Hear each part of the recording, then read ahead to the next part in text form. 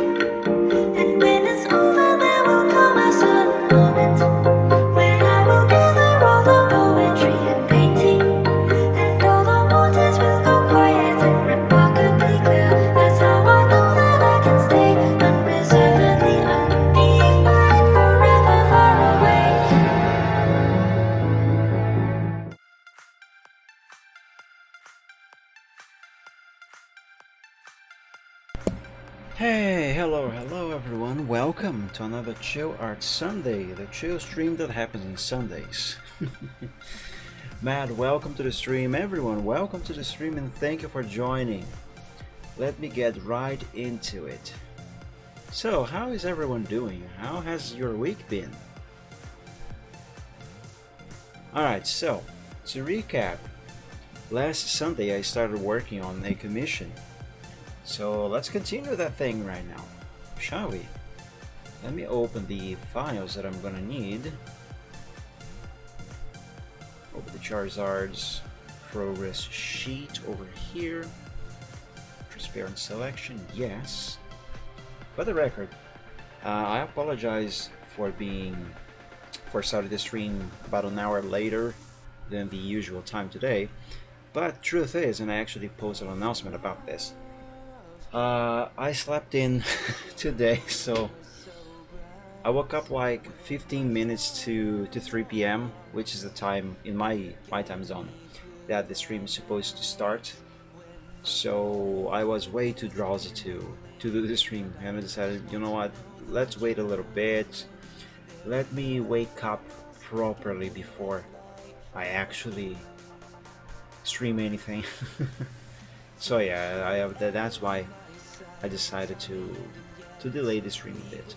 So I'm sorry, but I really needed to sleep. Oh wait, I'm making a mistake here.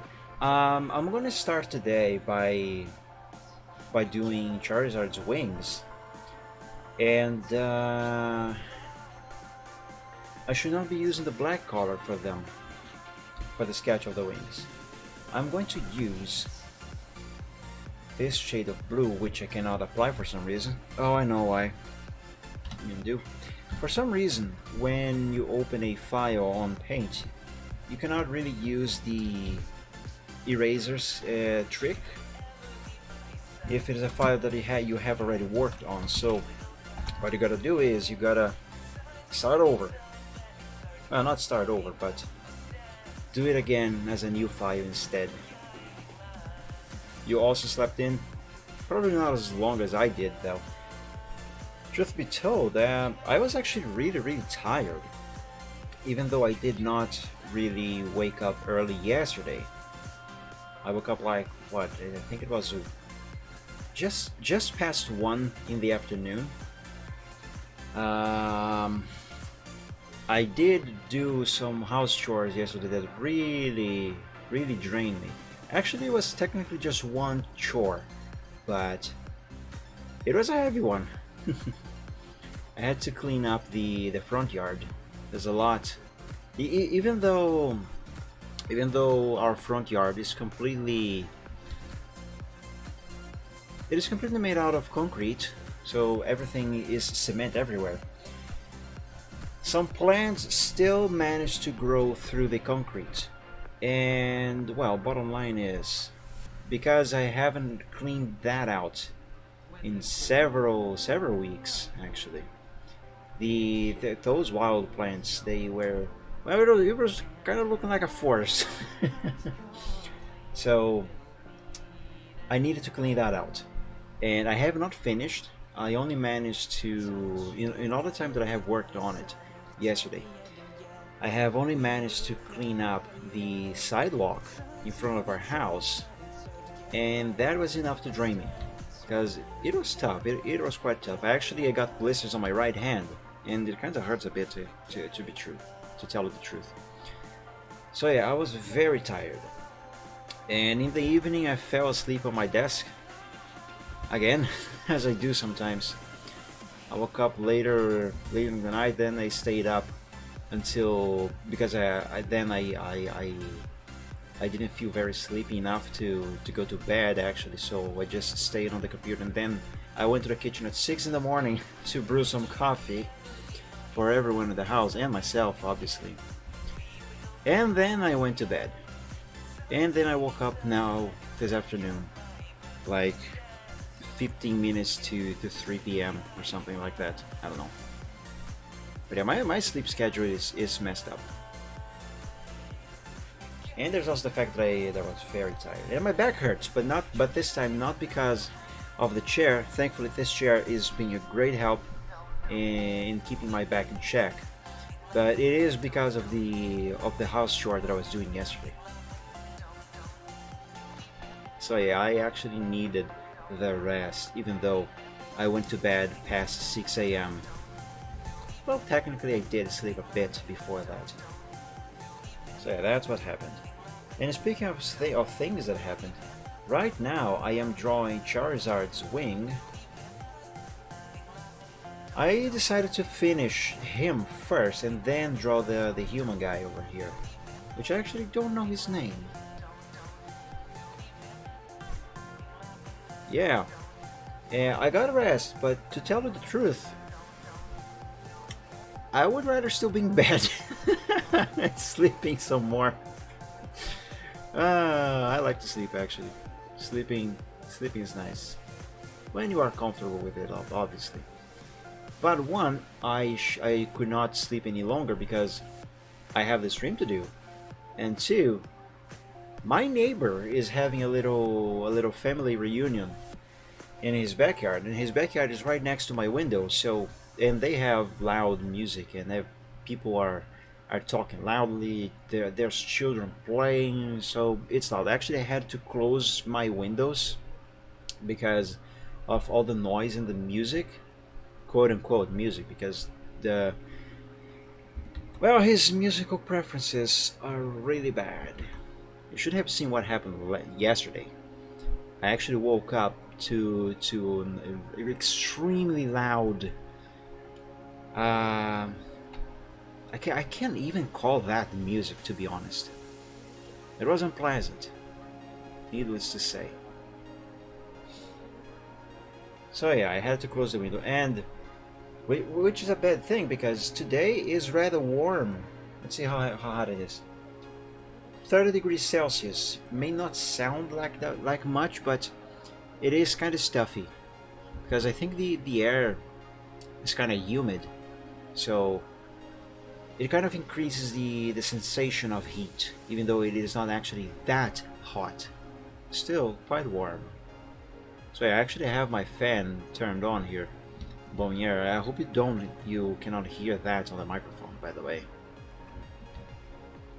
So if for some reason you hear some strange music playing in the background and screams or laughter and stuff like that off in the distance, that's my neighbor's kids and whatever other people are there. They can be quite loud.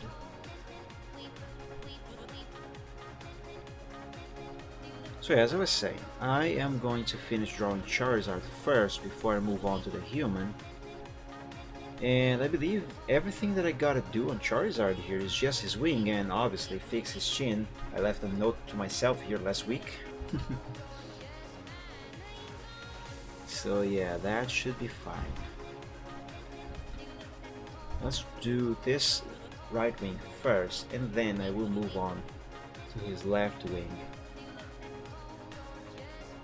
Okay, I think so far this wing is looking fine. No, it is not.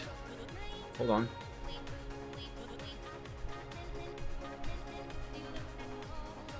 I'm seeing a mistake here.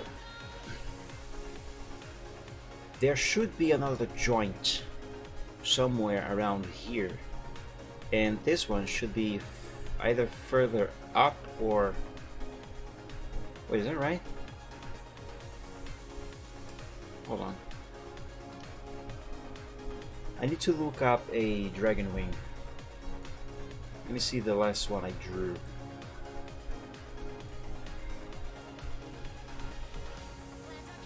Ooh. What is this? That looks nice.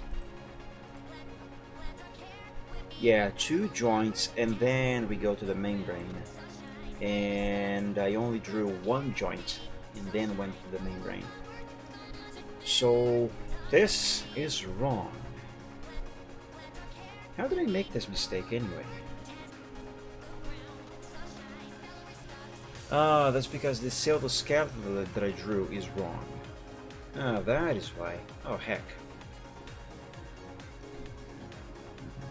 Alright, let's see if I can fix this. Let's put this here.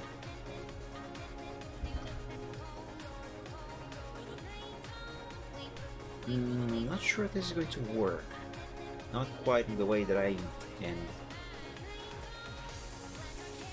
Okay, let's leave it like that for now.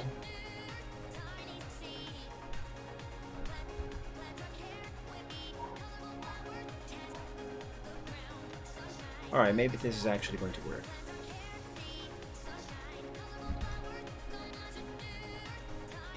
I'm using red to distinguish it, to distinguish these lines from the mistakenly drawn ones that I drew in blue. And if I get the red one right, then I am going to swap colors around.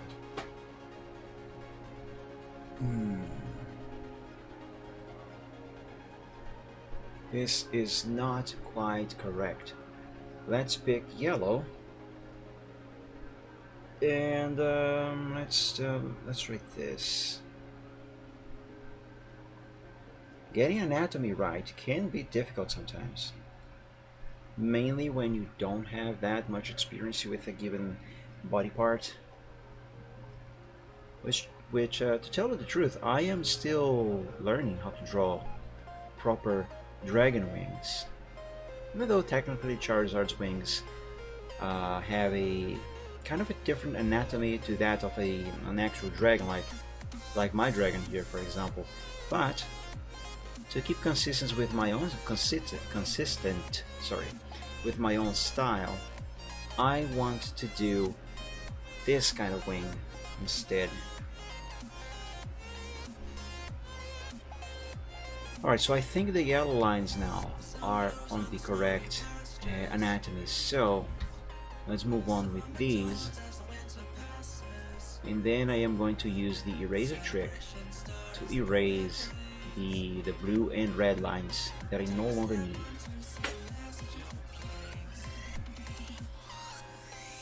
Alright, let's do this very carefully so I don't have to redraw lines again.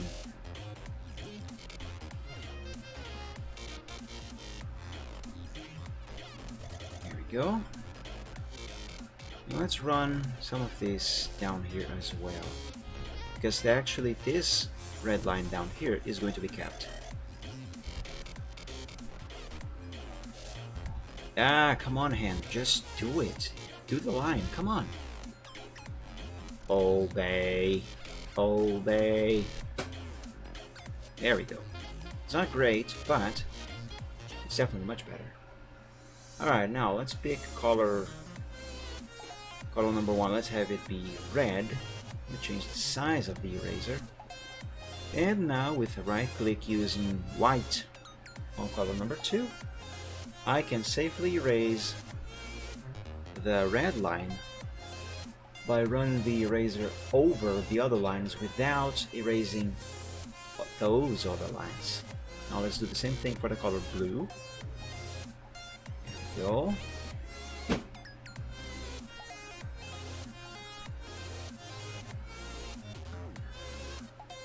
The anatomy is still not quite correct, I'm afraid. This is still going to require more fixes. But for now, it is better. And right here, this joint, I feel like it needs to be further up and a little more off to this side, like so. And now let's draw another line going up to meet up with the other joint. Yes, now that is looking better. Now that is looking more accurate.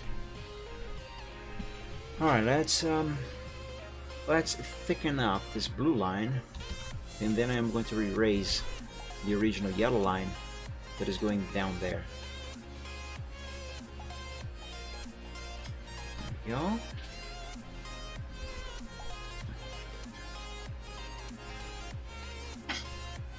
There. Okay, this is kind of messed up over here. Let's redo this part. Yeah, there we go.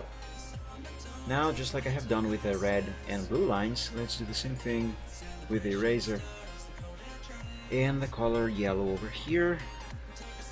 There we go. Now, Mike, you still have yellow lines there and you have blue lines. What are you going to do about those?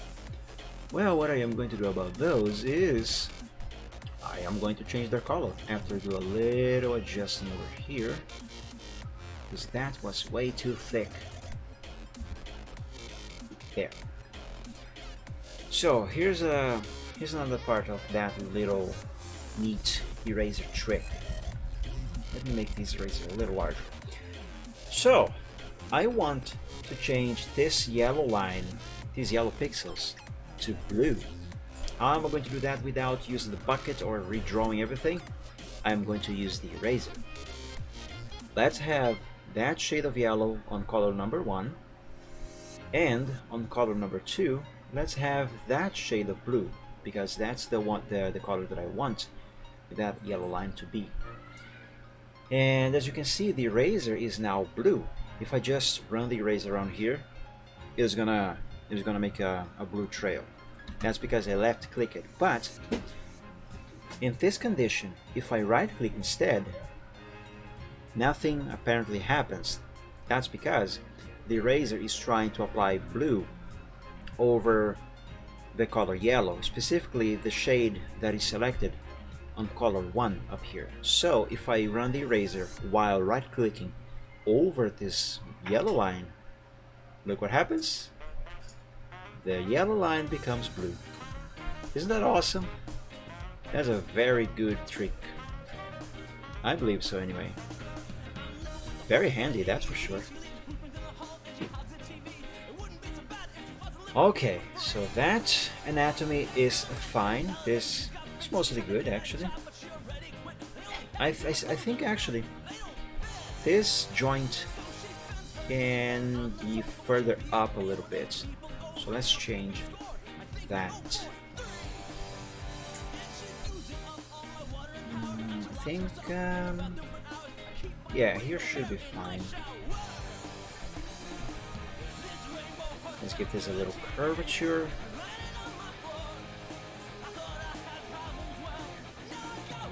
Now do this upper part here. No, that is way too high up. Way too high up. Maybe a little less. Still have the joint a little further up, but let's make this a little not as high. Let's erase this. Alright, yeah, that seems to be fine. Actually, let me use red so I can actually see what I am doing here. Yellow is fine, but just way too bright against a white background.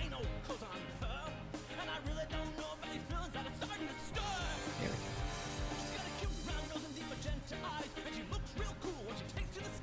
By the way, did you know, on top of delaying the stream for about an hour today because I slept in, I actually almost did not start the stream at all.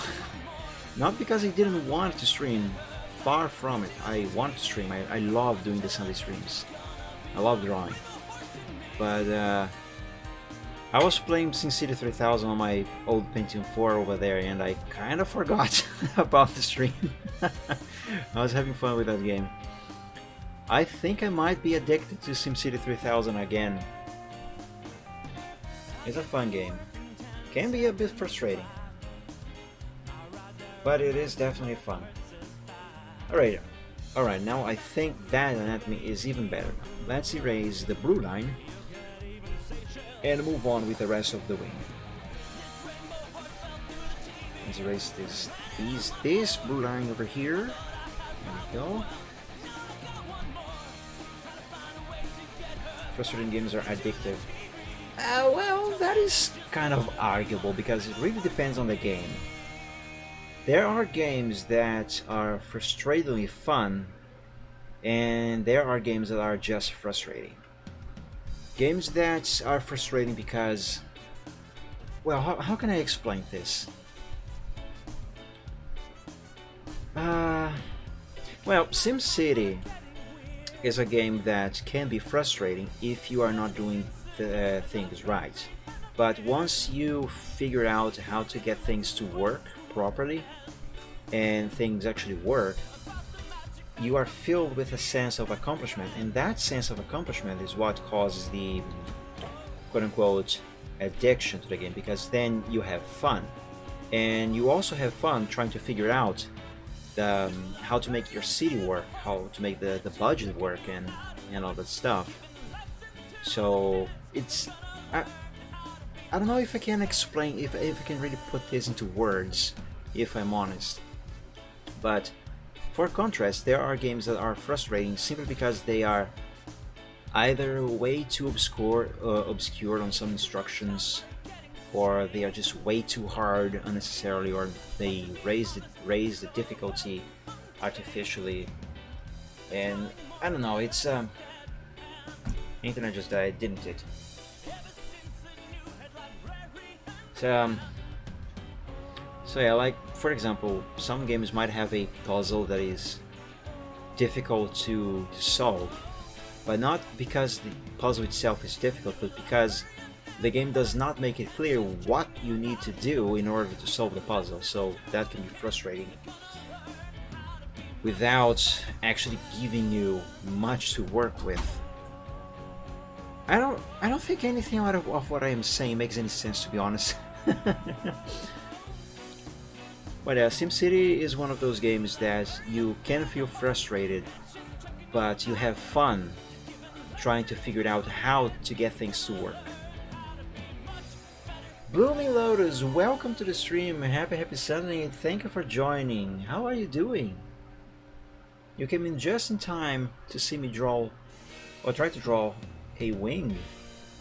Also, I think this joint needs to be further up a little bit more. I'm going to use red line here as well. Don't really need to change the color for this part here because it is not a big change. Yeah, I dare say this Charizard that I'm drawing, he looks quite cute. I love him. I hope I can make him even cuter once he's finished. Right now I am drawing his wings. I am quite good myself, thank you. Back still hurts a bit from yesterday. I had to do a horse chore. What am I saying? A horse chore? No, I meant to say I had to do a kind of heavy house chore. So yeah, that kind of made my back hurt. Also, I got some blisters on my right hand, but that is alright. What was I saying? So yeah, SimCity is frustrating in a way, but it is also very fun because you have fun trying to figure out, like, for the past 3 to 4 days I have been trying to figure out why the population of my city was reducing, even though I have been making lots of improvements. I actually rezoned the whole thing to try and fix some issues. Like, my advisors were constantly complaining that the transportation was inadequate, and among other problems. And then the Sims started to complain about taxes, even though they were already low. So I rezoned everything. I reviewed the budget again, and I thought everything was fine, and the city definitely looked a lot better. But for some reason, you know how SimCity has those R, C, and I indicator bars to indicate the status of commercial, industrial, and residential zones. You know, that indicator. So yeah, after I did the improvements that I thought were going to fix the problems, the residential and commercial bars, they completely plummeted, and the and the population started to dwindle. Like, I had nearly 60,000 people leaving the city by that time, and up until when I played the game earlier today, I had like barely 20,000. It was like, What the heck? I did what you guys wanted. Where did everyone go? So I was really confused why this happened. And I was frustrated because for the past 3 to 4 days I could not figure out why these problems were happening. And that's the kind of frustration that I was talking about. You can get frustrated with SimCity in that manner, but then I think I figured it out, and I think I fixed it. And actually, up to a few minutes before I started the stream, all the 3 indicators were high up again, and the population went back to at least 40,000 people in the city. No, 30,000 more or less. And then I was happy again because I felt that sense of accomplishment that I was talking about. Because though I got frustrated that things were not working, they then did, and I'm not entirely sure what I did to fix them. So yeah, it's kind of that sense of frustration and accomplishment that I was talking about that some games have while others do not. SimCity is one of those games that have it and does it right, while I cannot really think of a specific example of a game that does it wrong or doesn't do it at all. But I'm not sure if that makes any much sense, but I hope you can understand what I mean.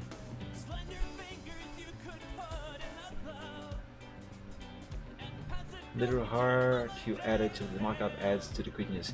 Yes, I am going to add the heart over here too as well. Yeah, actually I think that it wasn't Holiday Wishes. What was it? I think it was Dragon Hug. Let me check here.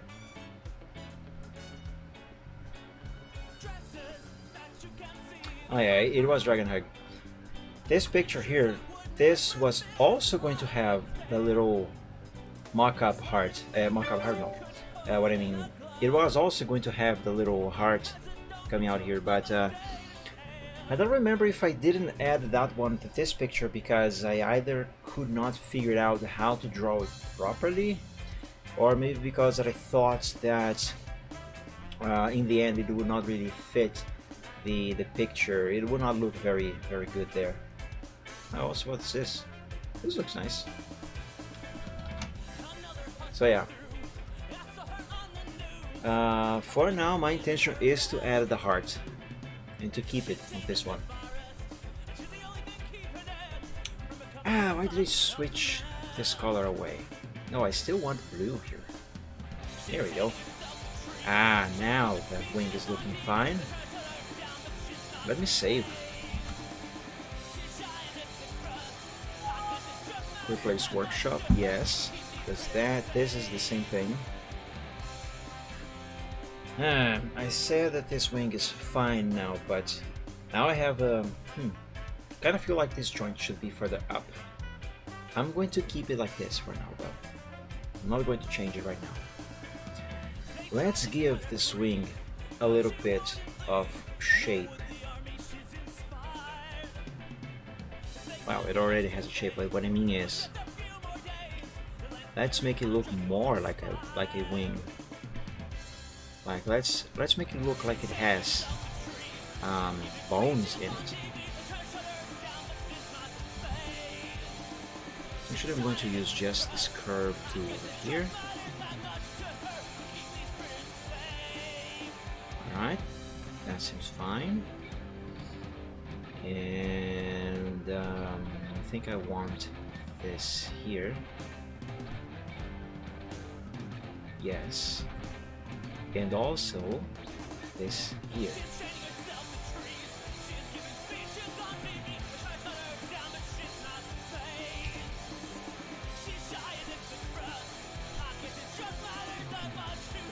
Okay, so far I think this is looking good. Working out so far, I guess. I put a lot of doubts on some of the things I say about whatever I am doing. because truth be told, most of the time I don't actually know what I am doing. I'm just doing it, and you know, trial and error. I try to get to do something and see if it works. and if it doesn't, then you gotta fix it. Fix it once, fix it twice, thrice, 4 times, 5 times, however many times are necessary until I get it done and done correctly.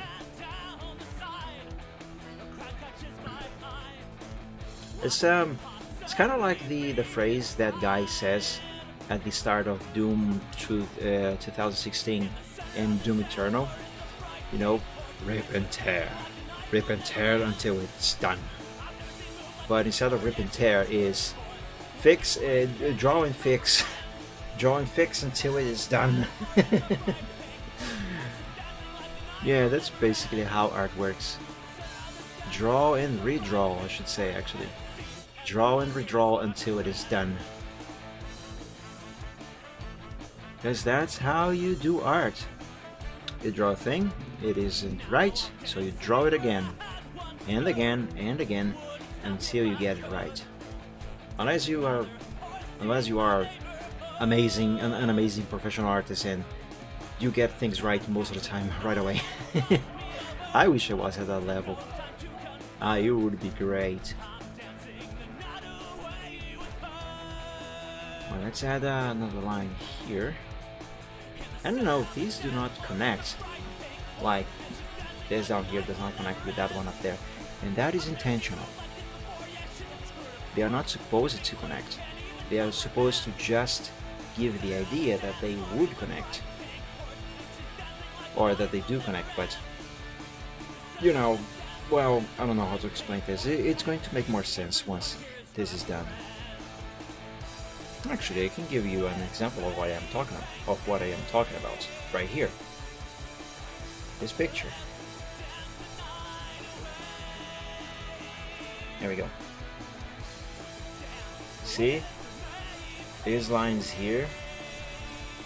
These are what I am drawing there right now. They are here. They are not supposed to connect. They are just supposed to give a visual representation of the shapes the wing has and its anatomy and curvatures, and you know, you gotta make it look like there are bones around here, and that this is kind of like some sort of skin, you know, a membrane, oops, that is being stretched somehow. And once the thing is done properly, the effect kind of works, as you can see here. So that is what I am doing here. And obviously this is not looking very good right now, and it won't for a while, not until I draw the final line arts. But this is a start. And speaking of Doom, by the way, I have finished playing Doom 2016 a few days ago, and just, when was it? I think it was last night before I crashed asleep on my desk. I started playing Doom with Doom Eternal. Really fun games, really good games. I wish I could live stream them, but unfortunately, though my computer can handle to run them, it cannot handle running them and streaming at the same time. I've done it once, tried at least, and it was a lag fest. Really not good experience. So yeah, Doom unfortunately is one of those games that I cannot live stream until I can upgrade this PC. But that is fine, because at least I can enjoy the game by myself. But yeah, very fun game. And so, in the first level on Doom Eternal, not to give any spoilers, but the first level on Doom Eternal is rather long, far longer than I expected it to be, and that is not a criticism on the game, far from it. It's just that I wasn't expecting the first level to be as long as it was. Like there were times when I was looking at the map, checking if I was missing any secrets, and I saw the rest of the map sprawling farther ahead, and I kept asking myself, my god, how much more map is there? But it was very fun. It does the the gameplay of Doom Eternal does feel different from Doom 2016. I'm not yet used to it, so well, the overall consensus is that it plays and feels much better than Doom 2016, but I am not yet at the point where I can safely say that. Not because it is not because I do not agree with the general consensus. I'm pretty sure I will. It's just that I am not yet used to how it feels to play, because it definitely feels different. It is very similar, but it feels different. Not in a bad way. I'm just not used to it yet. Alright, now here I am doing a little touch up on that section of his wing. Actually, this bit here is a bit too is a little bit too long. Let me make it shorter.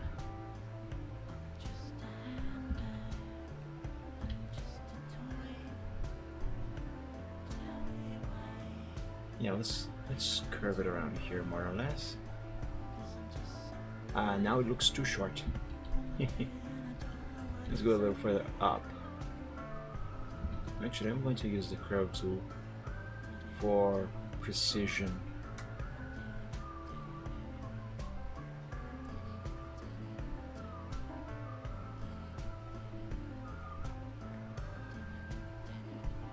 Now, you know, something that I hope is going to be explained in the game in one way or another, at least, is this might be a little bit of a spoiler if you guys have not played Doom 2016 or Doom Eternal either. But at the end of Doom 2016, Samuel Hayden teleports you, Doom Guy, to who knows where, and before that you had to destroy Vega, but Doom Guy made a backup of him, and for some reason Vega said, "Dr. Hayden, I have many regrets," before he went all completely offline. And the game never explained, one, why exactly Doom Guy made a backup of Vega, which was very nice, because Vega was nice, I liked him. And two, it also never explained where exactly Doom Guy was teleported to at the end of the game. And Doom Eternal starts with Doom Guy in some sort of space fortress in Earth's orbit, where he apparently lives, and Vega's there to assist him. And the game, at least I have only played the first level so far, so maybe I'm missing something that has not yet been explained to me yet. So yeah, all of this is just speculation right now, but up until now, the closest that the game has had in terms of explaining what happened between the first game and the second game, you know, Doom 2016 and Doom Eternal, is that Doom Guy was reportedly last seen on Mars, where he supposedly, and I'm almost kind of quoting what he said in the game, he was supposedly last reported on Mars, where he supposedly destroyed the Argent Tower there, and then he disappeared. No one knows whatever happened to him, wherever he went to. He just disappeared for a while, which is obviously referring to when Hayden teleported him to God knows where. So yeah, and up until now, at least, up until how far I have played on the game, no explanation is given as to what happened to him, how he got Vega back online on his fortress, and how he got that fortress in the first place, because from what I could understand, Samuel Hayden did not really like him, so it's not like he would have the UAC build Doom Guy a place to stay in Earth's orbit. And apparently the humans never knew he was there also. So it is very confusing and very, very intriguing. Okay, so now, actually, I was gonna say that this part of the wing is pretty much done, but I need to add a couple more lines, and then it will actually be done. Let's see here.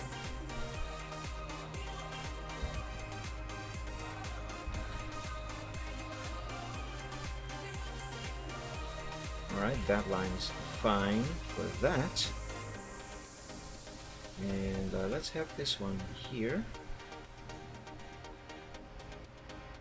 Curve it up a little bit. These are just to increase the illusion, sort of, that there is a curvature happening here. And speaking of curvature, I just realized I gotta do a little bit of fixing down here. Let's improve this.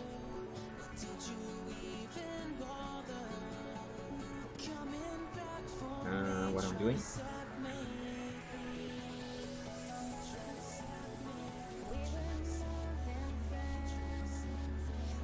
There we go. Let's make this red line blue, thicken it up a little bit, and then I will save a backup of this version, of this stage of the progress version.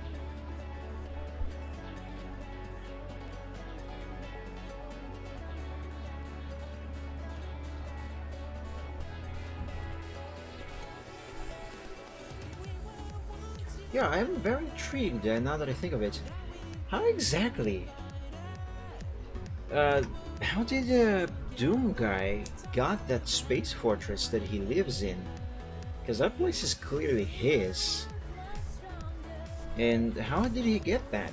And how did he get Vega to work? Because according to Vega himself, on the previous game, he needed a buttload of stuff to function and to cool down. He had a massive core, gigantic thing. He needed a whole facility in the Arctic Pole or something like that, somewhere extremely cold, to keep his systems running without overheating. Because according to a UAC spokesperson, you know, one of those holograms that play sometimes in some areas of the game. There's one when you enter the Vegas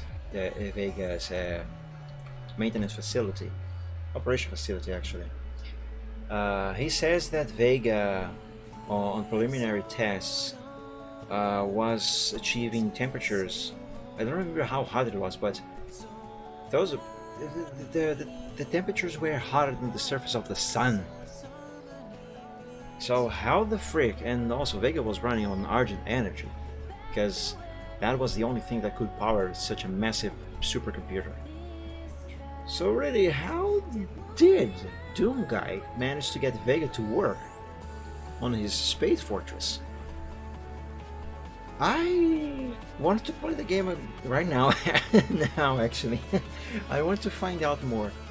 Who would have thought that a Doom game would actually need a story, and the one that would make the player engaged and curious about it? Huh. Interesting. Anyway, back to talking about this. I'm gonna drink some water.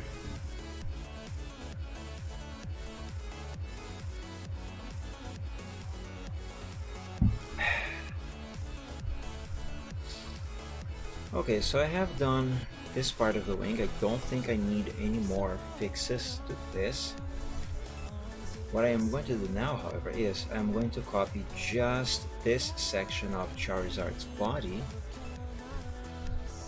Let's copy. Let me make a new paint window. Paste that over here. And I am going to erase those gray lines and the black lines from his tail, or whatever is left of his tail here anyway. There we go.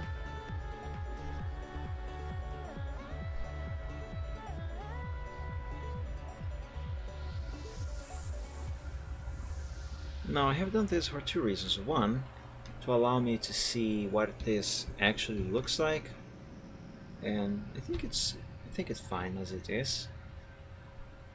Yeah, and two, I am going to draw more parts of this wing now, and some of these parts are actually going to the lines for this other part is going to go over the blue lines for this first part.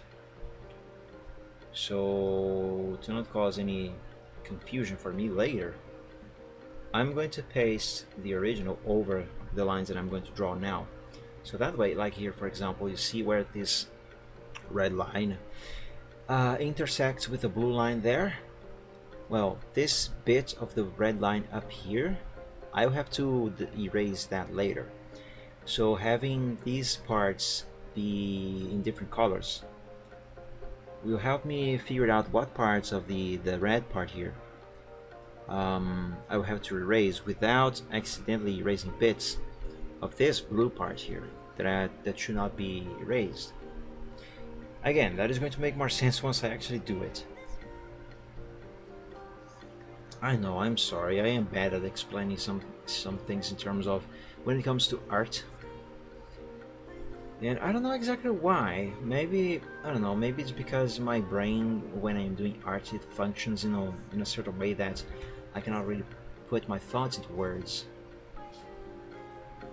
Or maybe it has something to do with the fact that I don't actually know what I am doing most of the time. I'm just doing and seeing what works. Either way,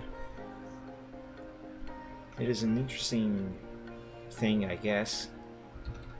Ah, look at that anatomy. I think I like it.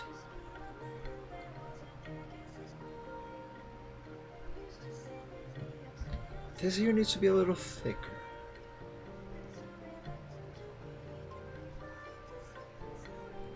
Okay, I think that might be okay. Now let's bring this up.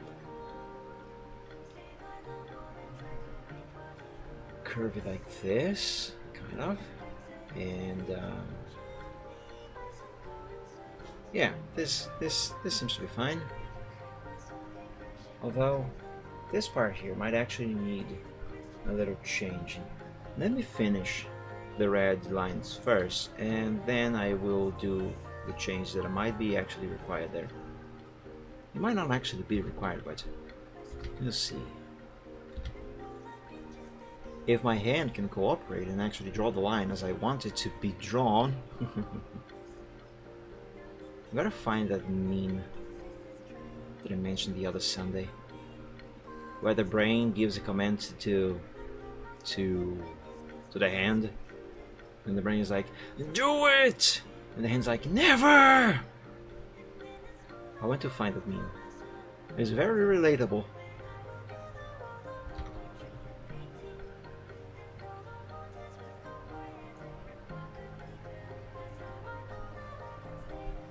Almost done with this line here.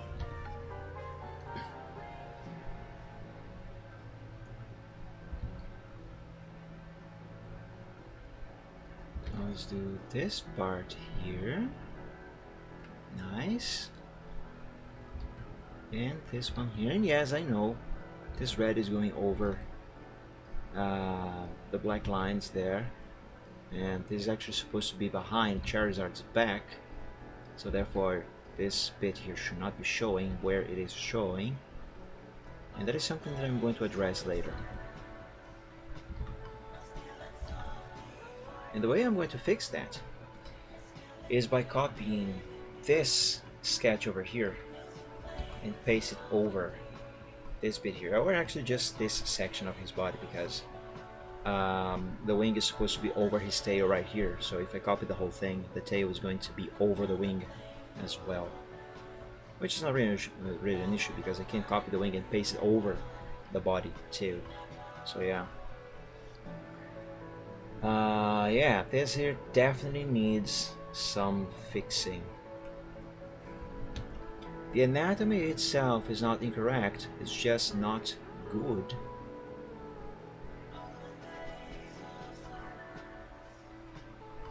Let me do this.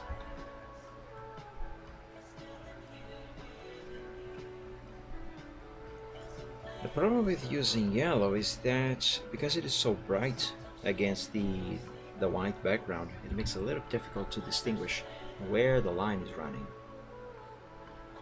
I can still see it though. It just can get a little bit confusing. Just a little bit.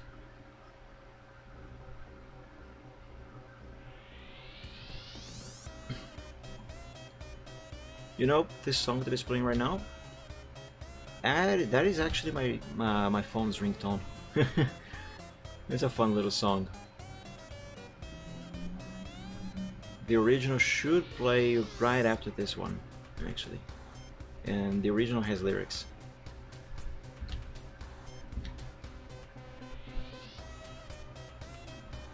Fun lyrics. Which is, speaking of, this is actually from a video on YouTube called Little Run Mo, I think it's called. It's a fun video. I recommend you guys watch it. It is about 60 minutes long, more or less, but it's quite fun.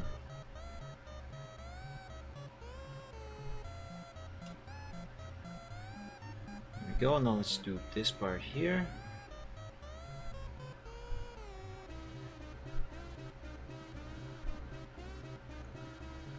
Nice. And now let's erase the red lines.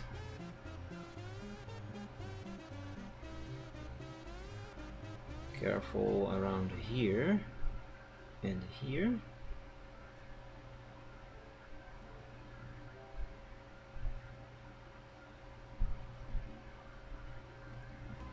Ah, there's the original.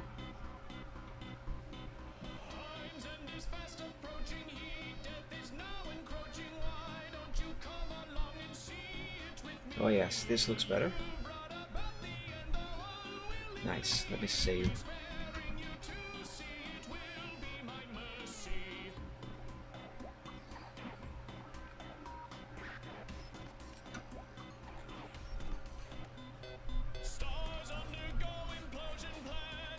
It looks a bit thin, this part here, but I'm not going to change that. Not now anyway. Let's keep it like this for the time being, and let's draw the remaining of this wing. So there is supposed to be how many of these things here does Charizard's wings have anyway? Technically just one, which is not visible on the inside of his wing. Okay. So it would be this one here, which on this angle is not visible at all. So in order to make this work, hold on. Okay, so this curve here corresponds to this over here, you know, this one here. So I gotta do one more, which will be this one on the middle. So more or less going like this, and then another one which goes to his back. So in theory it should be, let's see, kind of like this. Hey, DJ Frontier, welcome to the stream. Happy Sunday. Thank you for joining. How are you doing? How has your week been? Is this right? It doesn't seem right. Let me start from the back. Alright, let's put this line here. And now I can do it like this. Yeah, it doesn't have to be anatomically correct, because most of this is hidden away, so I just need some sort of reference. I'm doing quite alright myself, thank you. My back hurts, but that's because I was cleaning up my front yard yesterday. And I wrecked my back. But that's okay. I will survive! Now let's see, do I want to have a line around here? I do, actually. Yeah, just gotta do it right though. Which is exactly what I am not doing. There we go. Okay. Okay. Wait, is this right? Not really.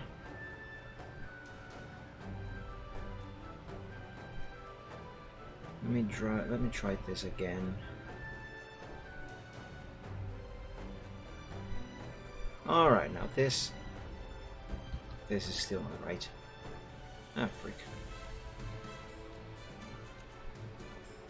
Alright, this should be good. This should be fine. Let's save. Now, the next thing that I need to do for this wing is... You remember how I said that I was gonna paste this piece of his wing over the red? That's what I gotta do. But first, I'm going to save, because this is going to be kind of, not really major, but this is going to be a significant change on the sketch. I am going to save this whole sketch to the progress sheet, just in case I need to go back to this stage of the progress to fix something. Right, let's put it over there, save. Now I can copy this wing and, well, this piece of the wing rather, and paste it over. Oops, why didn't it copy? Oh, that's because I didn't select it. Derp. There we go. And paste it over here. Now as you can see, look, the red lines are going over the blue line, but now with this, the blue line is going to be over the red line. And that allows me to better see what and where I can erase. I'm going to start by... Hey, GCEE group, thank you so much for the host. That is very appreciated. What was I gonna say? Ah, right.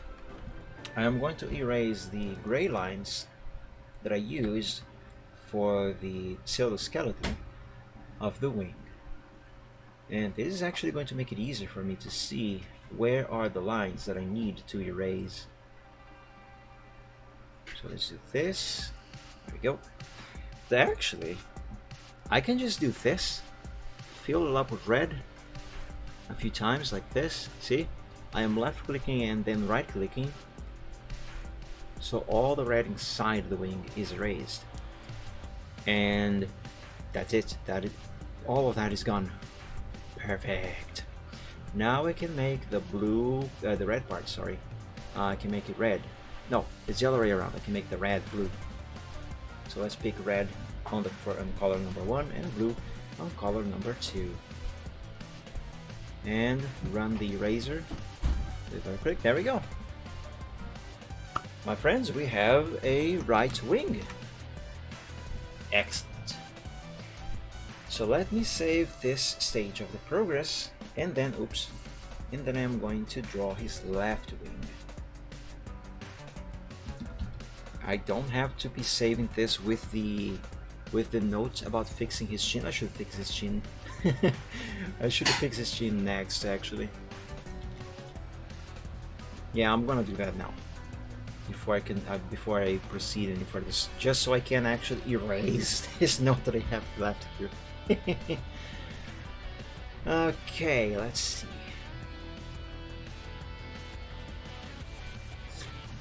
I think I'm going to do it like this. Let me copy his part of his face. Let's paste it over here. Smaller erase, please. There we go. Now I am going to erase his chin and just leave his muzzle, his snout. What the hell is that noise outside? Okay, so this is fine. Let me select all and copy, because now what I'm going to do is I am going to draw his chin again and having the line go over the black line. You know, have the blue line go over the black line. Here we go. That actually looks a bit better. Needs a little bit of adjusting down here. Need a little fewer pixels on this part.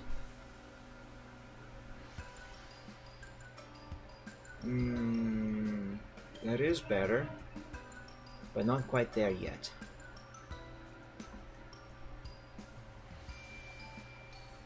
Let's do it like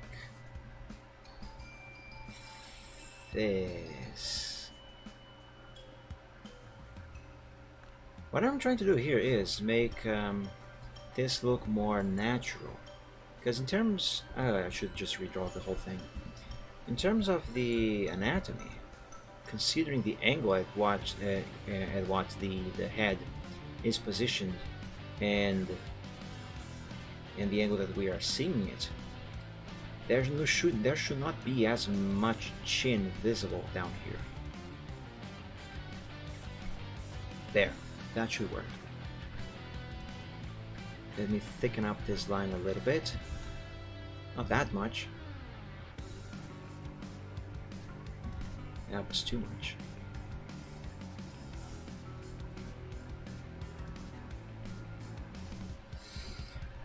You know what, never mind, let's just leave it like this. Let's pick black and erase the original lines, except for his fang over there. I can leave the fang untouched. Oh, Mark, you have erased a piece of his snout. That's no problem, that is why I have done this thing here. See? Now I can just paste it over. And there we go. And now all I gotta do is erase the piece of blue that is poking out here. Make the blue black. There we go, we have his chin correctly drawn. Nice, and now I can finally erase this annotation that I have left to myself last week. Ta-da! Yeah, oops. Alright, let me save. Copy this stage of the progress. Let me move the date up in the way. Wait a second. Let me do the selection a little bit differently. There we go. Nice. And now I can paste this over here. Nice, nice, nice. I'm gonna need to increase the size of this canvas though. Let's drag it down a little bit. Yaha, and save. Right. Now, do I want to keep this wing blue? I think I do. Yeah. I'm going to keep that blue, and I'm going to use red for the other wing. Or actually, what I can do instead is, let me pick blue on the first color, and let me pick a different shade of gray. Actually, let me use green on color number 2. And let's change this wing to green, just so I can use blue for the other wing. I like to draw some parts when I need to do correct. Actually, what am I doing? No, I cannot just use black. Hold on, wait. Brain.exe is not responding.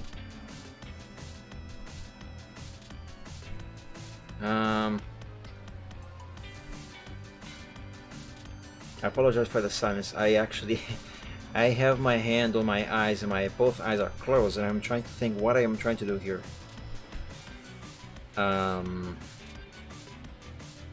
Right. Undo this. Undo this. Keep it blue. Let's change Charizard himself to another color. Let's change him to green. this green, because his sketch right now is not the priority. I mean, the sketch of his body. The wings are the priority, and I want the blue wing to be also a different shade of whatever other color. Let's make it this color here. Actually, no. Let's make this color. No, let's not make that color. Let's make this color. Ah, frick. Undo. Here we go. Yes. Something less, kind of less visible. There we go. Because I like to use this shade of blue. Why am I saying about this again? Talking about this again? I am just going to use black. What is wrong with me? Let me drink water.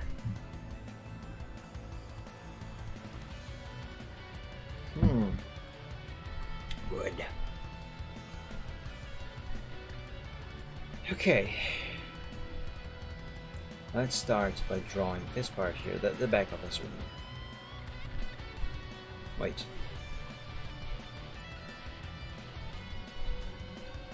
Wait a moment.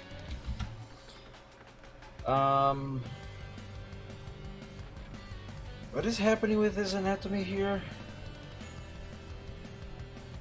I'm trying to picture. I'm staring at the sketch right now. I'm trying to picture what this wing is supposed to look like, as seen from this other angle. Obviously, it's supposed to look like this one, but you gotta remember we are seeing the other wing, although it is identical to this one. We're seeing that one from a completely different angle, and also that one is kind of mirroring this one here. So this position, not position, but it is the same but different. If that makes any sense to you.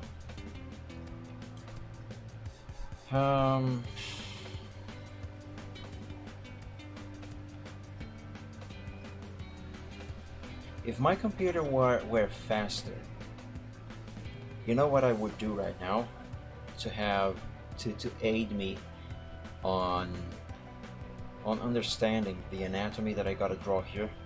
I would load up Gmod and spawn a Charizard model just to look at his wing.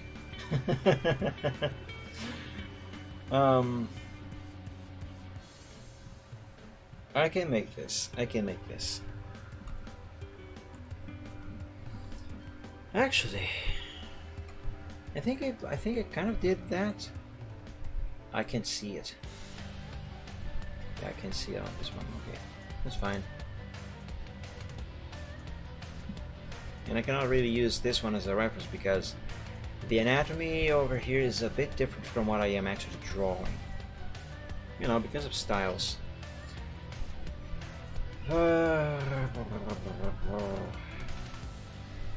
Alright, let me start with this part of the wing.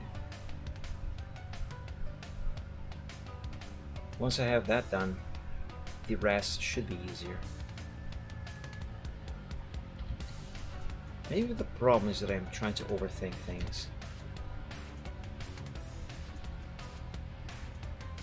Also, although I didn't draw the proper, I was gonna say hinges, but shoot, what is the name of these articulations here?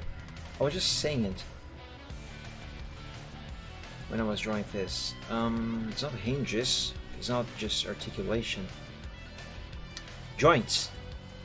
Even though I have not drawn the joints properly on the silver skeleton, I gotta bear those in mind to keep the basic shape of the wing in place. Not needed. It is not necessary, considering that most of this wing is going to be hidden away by his body and his left wing. His right wing. But having that there helps me to draw the rest of the wing in the proper shape and anatomy. Go, let's do that. Let's do the same thing for this line here, although it is not necessary. And because it is not necessary, I'm not going to do the same thing for the remaining of that part. And let's do this bit here. Like so. Nice.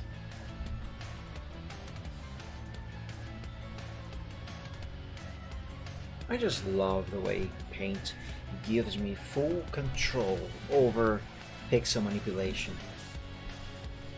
That is probably not the term, but that's what I'm gonna go with.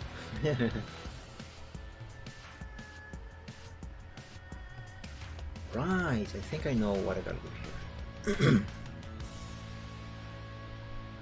Yes. Yes, this is working. This is what I gotta do.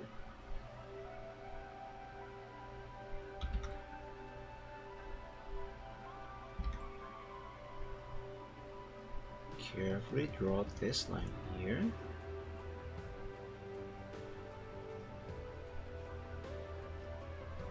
Now do this one, like so.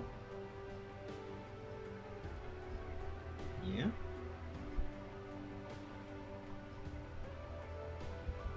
Now this is way too identical to the right wing.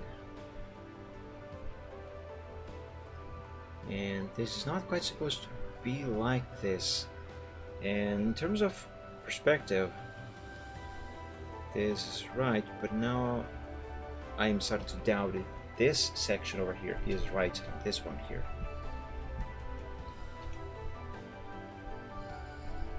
Maybe it is, and I am just overthinking it. It should be anyway. Alright, let's do this line here.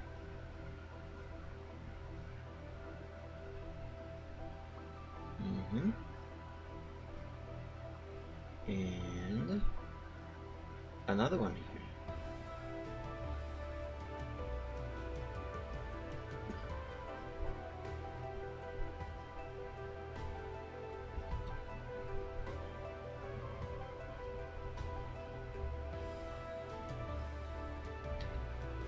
There. That seems fine. A bit thin, but no big deal.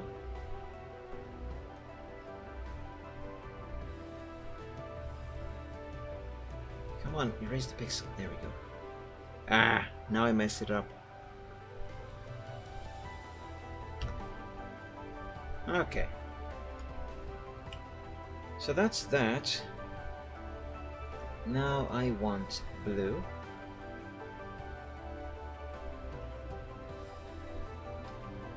And let's draw this section over here. Actually, I'm going to swap this to red for better. I was going to say angle, I mean perspective, but no, perspective is not the word that I'm looking for. For better contrast, so I can better see what I am doing.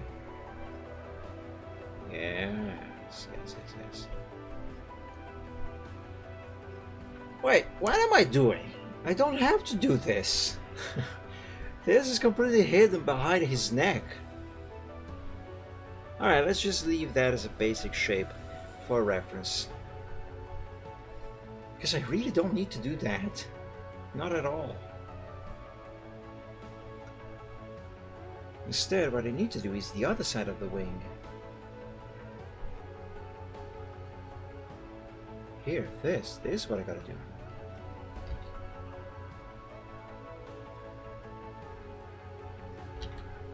Hold on, the line must start in the right place. There we go.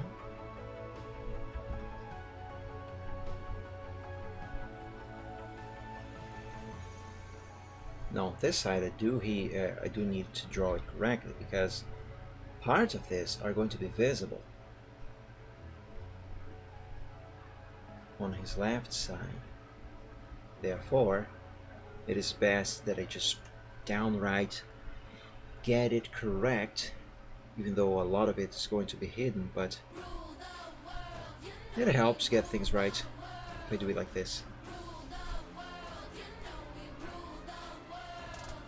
Right off the bat. This song is very cool.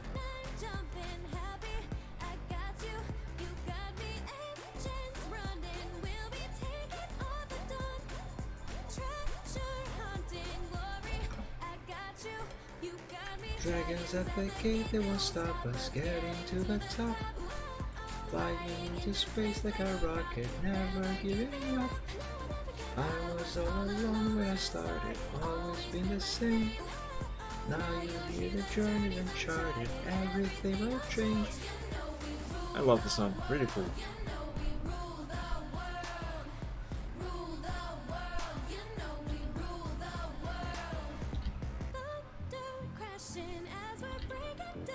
Alright, let's thicken up the lines. And this wing is actually close to completion.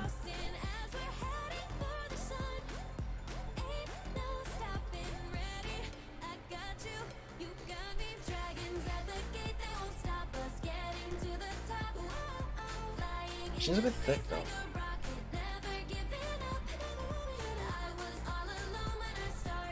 Let me get up close over here and redo this part here.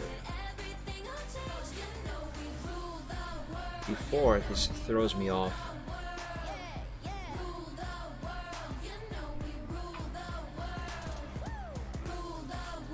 Alright, that's better. I don't know if this bit here does not look right, but that is not really important. Not right now anyway.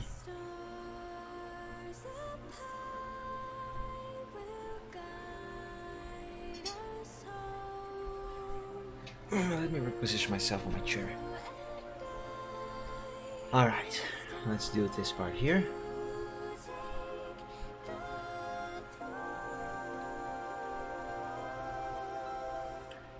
Dragons at the gate, they won't stop us getting to the top. Now you hear the churn. Okay, I messed up the lyrics. I should shut up. Let's just enjoy this song.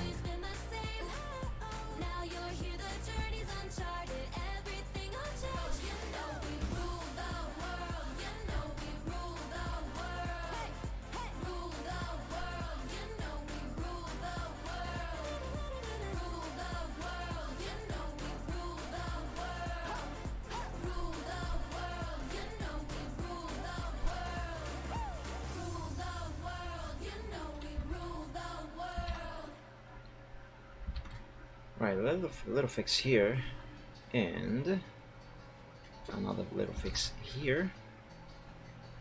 And this does not need to be accurate.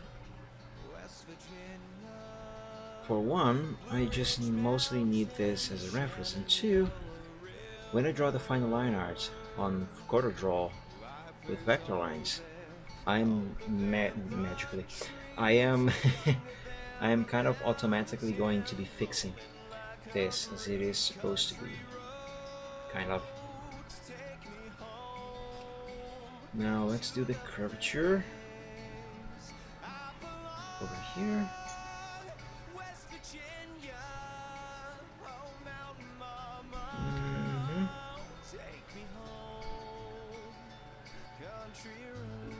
Again, this part here that I'm doing right now is not needed, but I'm doing anyway for reference. It's not even right. There we go. Okie dokie, save. And let's save this version of the progress over to the progress sheet. Now I know this looks like a mess right now, but soon it will not. And now is where some magic shall begin. Let's erase all of the gray. Can I make this erase any bigger? Nope. Let's erase all of the gray silver skeleton, so none of it is left. Okay. And I can make all of the red black. There we go. And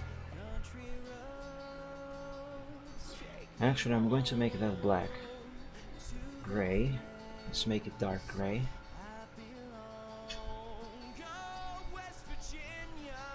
Like that. And let's copy this section of his body. Actually, the whole thing, the whole upper body. Actually, the whole body. At least just this part of this body, anyway. Let's not copy his tail. There we go. Copy and paste it. Oops. Gotta select white on color number 2 so I can have transparency. Yep, there we go. There we go. Perfect fitting there. Excellent. And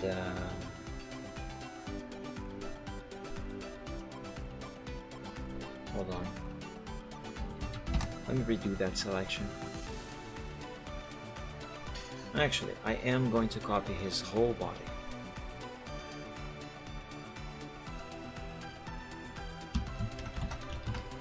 Alright, copy it over here and paste it in place. Alright, now the tail is going over the wing, the right wing. That is not supposed to happen, so let's come. Oh, alright, wait, hold on.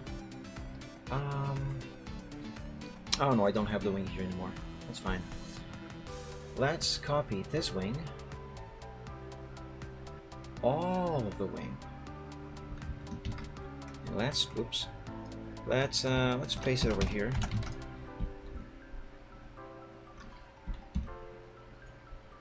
Like that. Let's erase the colors that I don't need, which in this case are the gray and the black. That way I can have just the wing. Now copy this, paste it over here. Alright. Now the wing is over the body completely. So now I can copy just this section of his body, because this is what I need to be over the wing. Just this bit. There we go. Yes, nice. Excellent. Now, now I'm going to save this stage of the progress.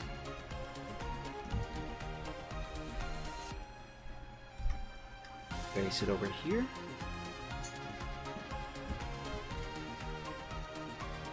Now things must be put into, well, they are into place, but now I need to erase some lines. Let's begin with this dark gray for the left wing over there. And the way I'm going to do that is this. At least at first, because there are some nooks and crannies that I can only reach with the eraser.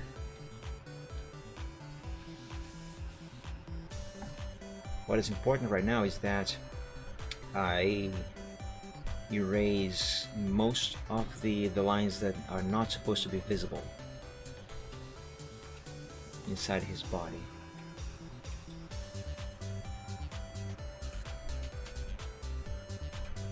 Okay, now let's change the wing from gray to red on the outer parts. Actually, no, let me not do that. Let me run the eraser on the inside here a bit to make sure no gray pixel has been left behind. And I think that is fine. Let me have a closer look here.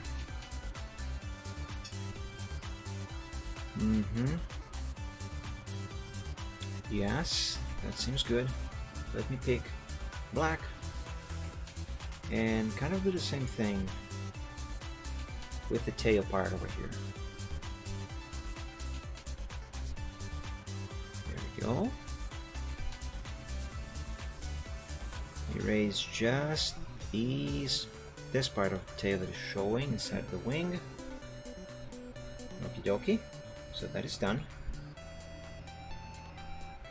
Alright, there's some green over here as well from his snout, or his chin rather. And that is done. Now let's make this eraser bigger.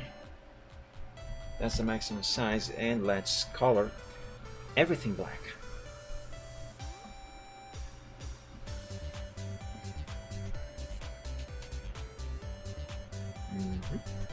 Same thing for the other wing. And ta-da! Charizard is finished. He's complete. I don't think I have to do any fixes on him. So for now I am going to be considering him completely done. Let me save him to the progress sheet. Copy, save this, and paste him over there. Thank you, Matt. I think he's looking cute too. Before I proceed any further, let me do a thing here just for fun.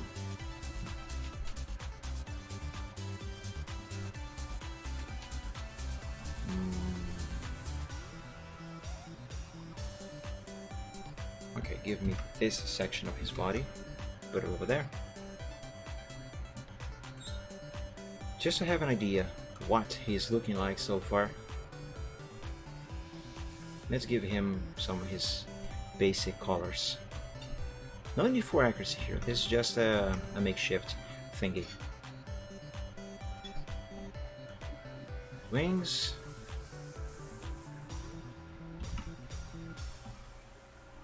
And his belly. And the underbelly here on the tail.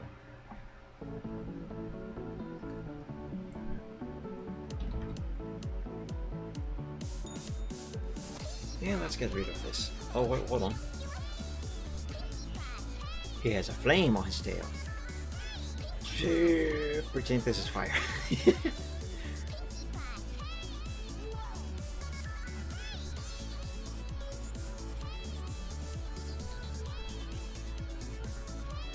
Again, no need for accuracy. I'm just making stuff up just to have an idea of what this sketch is looking like so far. Properly. Yeah, that's Charizard. That's a Charizard. It works. Good. This wing could be a bit better, I guess, but until I improve any further, the more I try to fix this, it's likely the worse it's gonna get.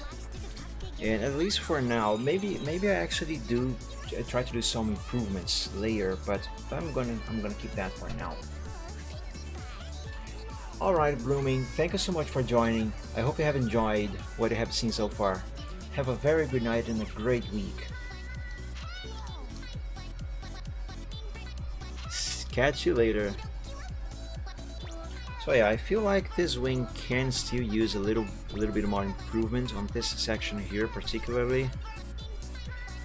But either I am not going to do that, at all, or I am going to do that later on. For now, let's not touch that. No, don't touch that.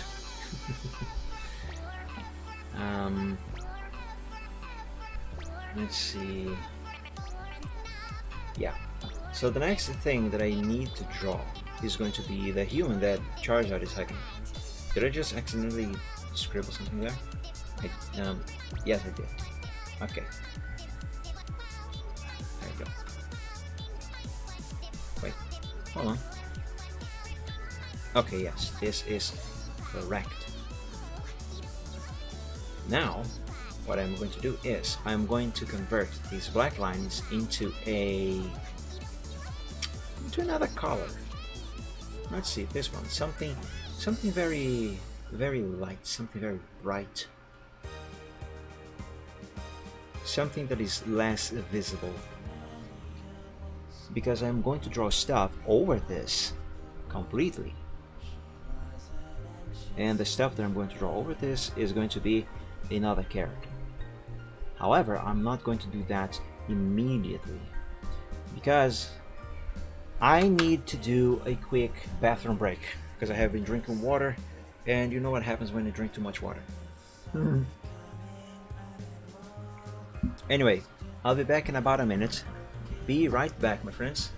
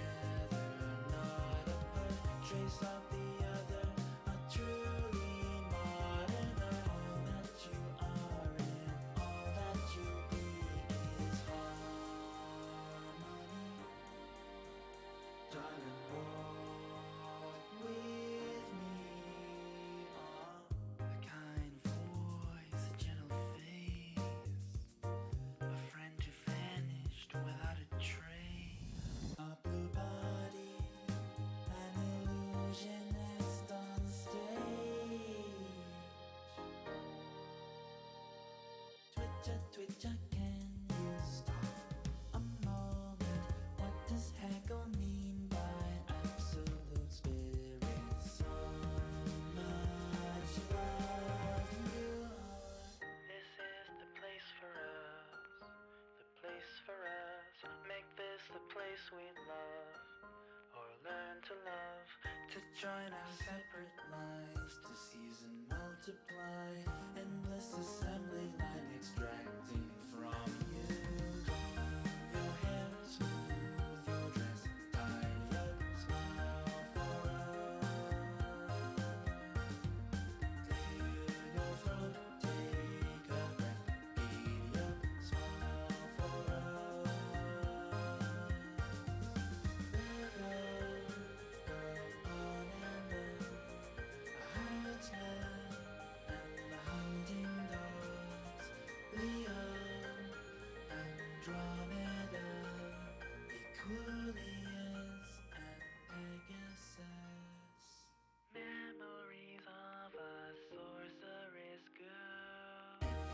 Fascination with the secrets of the world.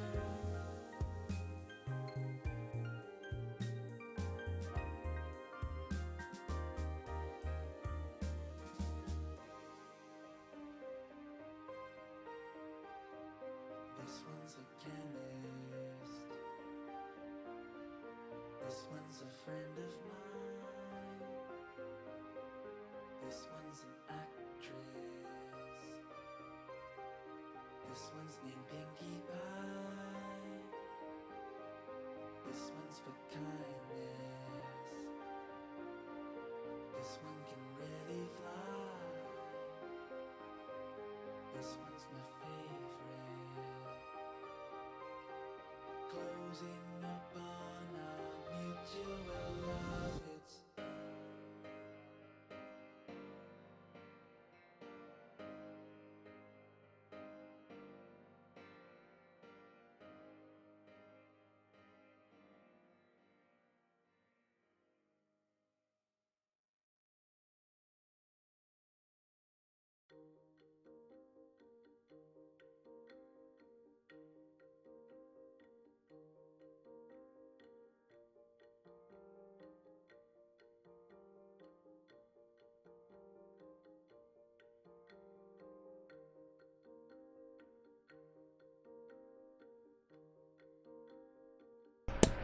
And I am back. Let's continue this thing. Alright, so now I need a reference for this guy here. Let's, hold on. Yeah, I'm going to use the one that I have put over here. Actually, for now, I mostly need just his face. So let me copy his head over to here. And let me see, where's that other picture that's over here? Okay, let's copy his head from this one here. Actually, no, let's not copy his head. Oh, that's a big resolution. Hold on. Photoshop, I need you. Let me copy this whole workshop thing and open Photoshop.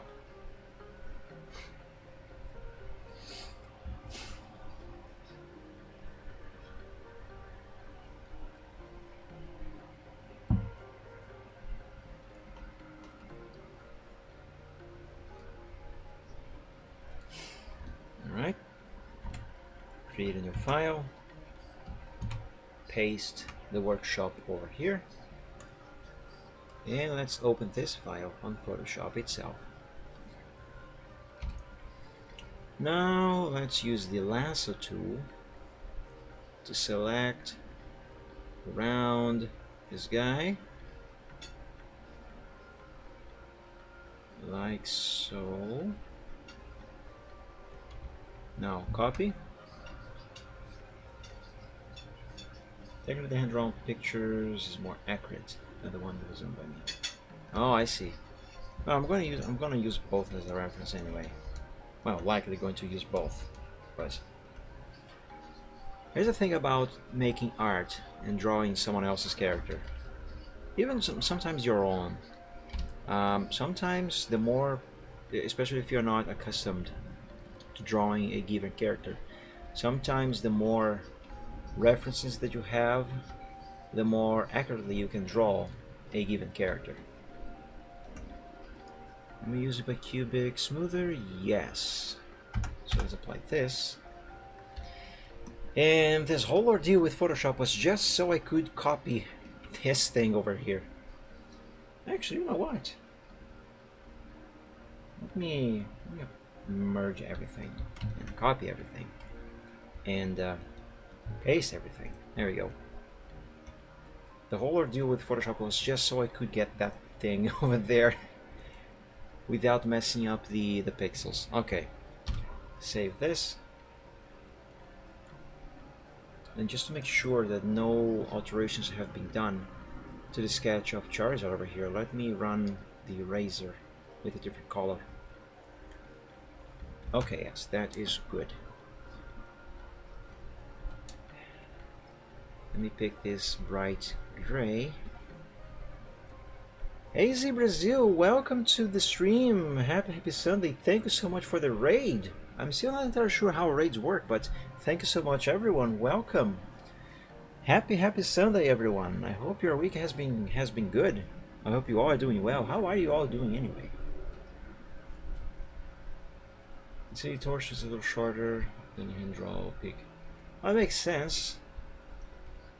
I mean, humans are not that long, and to be honest, I'm not criticizing the picture you have drawn. Believe me, I have a lot of troubles drawing humans.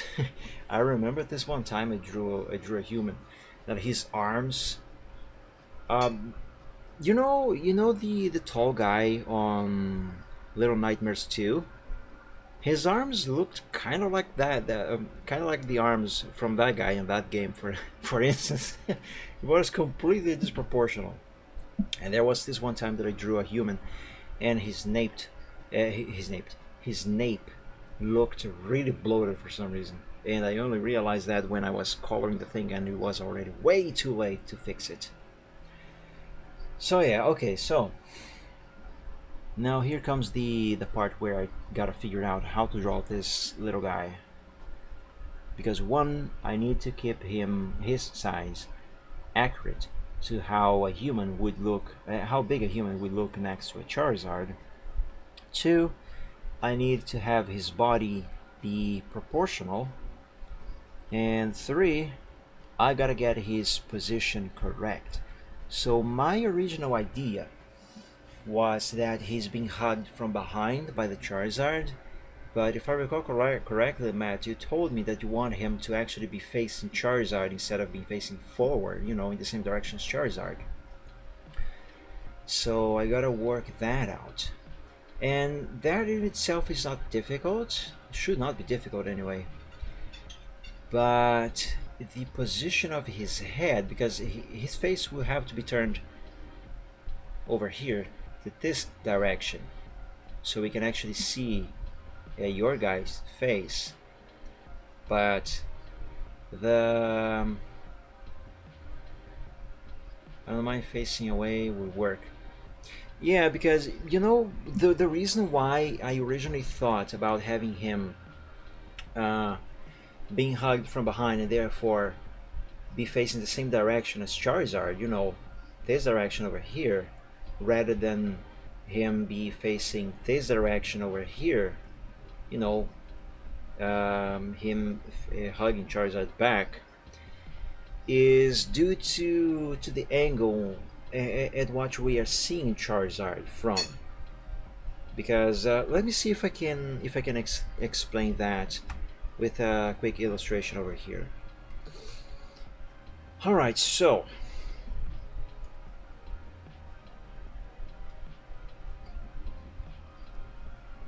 here we have imagine we are seeing this from a top-down perspective. Okay, so the characters that I'm going to illustrate here are being seen from above, right? So let me bring this up a little bit. So right here, there's us, the viewer, okay? And this is the scene we are seeing, okay? Charizard and your character are going to be here. This is the scene, right? So here we have Charizard. Let me draw him with orange. So here's Charizard, right? Here's his wings. He's kind of at an angle in relation to what we are seeing. So these red lines are our field of view of the scene, right? More or less like this. Okay, so we are facing forward into this direction while Charizard is at this angle like this. All right, so just so I think you can understand, Charizard is at this angle on the scene over here, right? So Charizard is facing this direction while we are facing this direction, so therefore this is the angle that we see Charizard into. So let me pick a different color. Let me pick blue. If I draw the human right here, we are seeing all of this from above, okay? If I draw the human facing, let me pick a green, facing this direction, all right? So we would either be seeing the back of his head if his face is either facing this direction or this direction here. We would be seeing the back of his head. So in order to not see the back of his head, we need his face. Let me keep this arrow here. We need his face to be facing in this direction while being hugged. So we still see his back, but not the back of his head, just his back in general. The problem with this, exactly, the head would have to be turned 90 degrees. And the problem with the head being turned 90 degrees is that realistic, well, not necessarily realistic speaking, because as I always say, I don't strive to drawing things realistically. I just try to get things done in a way that looks natural. So yeah, I don't go for realism, I go for naturality. And the problem with having the head turned 90 degrees is, here, let me give you an example. So imagine this is a human as seen from above, okay? Those are their shoulders. This is the person's head, okay? This is their nose, more or less. A human, at least I am this way. A human does not really turn their head at a 90 degrees angle all the way to the side like this. Okay, so here we are facing forward, this arrow down here, okay, and turn 90 degrees to the right, for example, like this. We are not going to face exactly 90 degrees to the right. Our head can only turn like more or less 80 degrees. So we're actually going to be facing more or less this angle. Try it yourself. When the connection returns. Oh my god, I hate when the connection drops. Is this actually, did the connections die? Actually, I think it did. Oh my god, come on, internet, right in the middle of the explanation.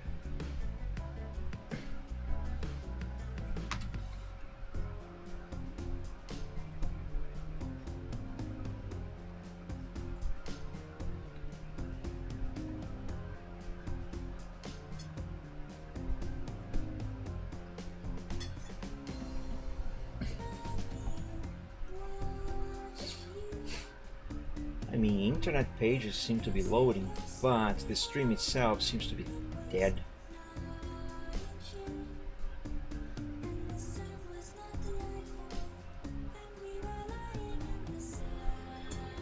Okay, are we back? I think we are back. Okay, my internet died for a moment and apparently Twitch decided to replace it with an ad, which is fine. Okay. I'm not sure at what part of the explanation the stream cut off, so let me start this over. So here we have a human. So here we have a human, right?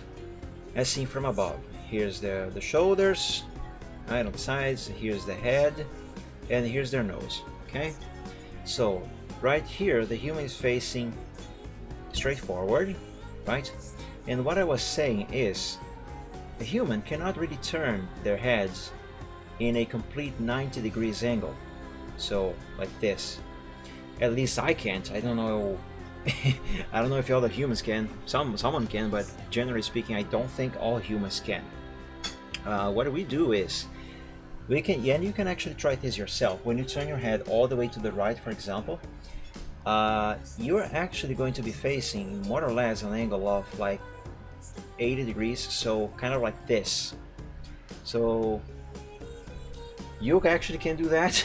I can't.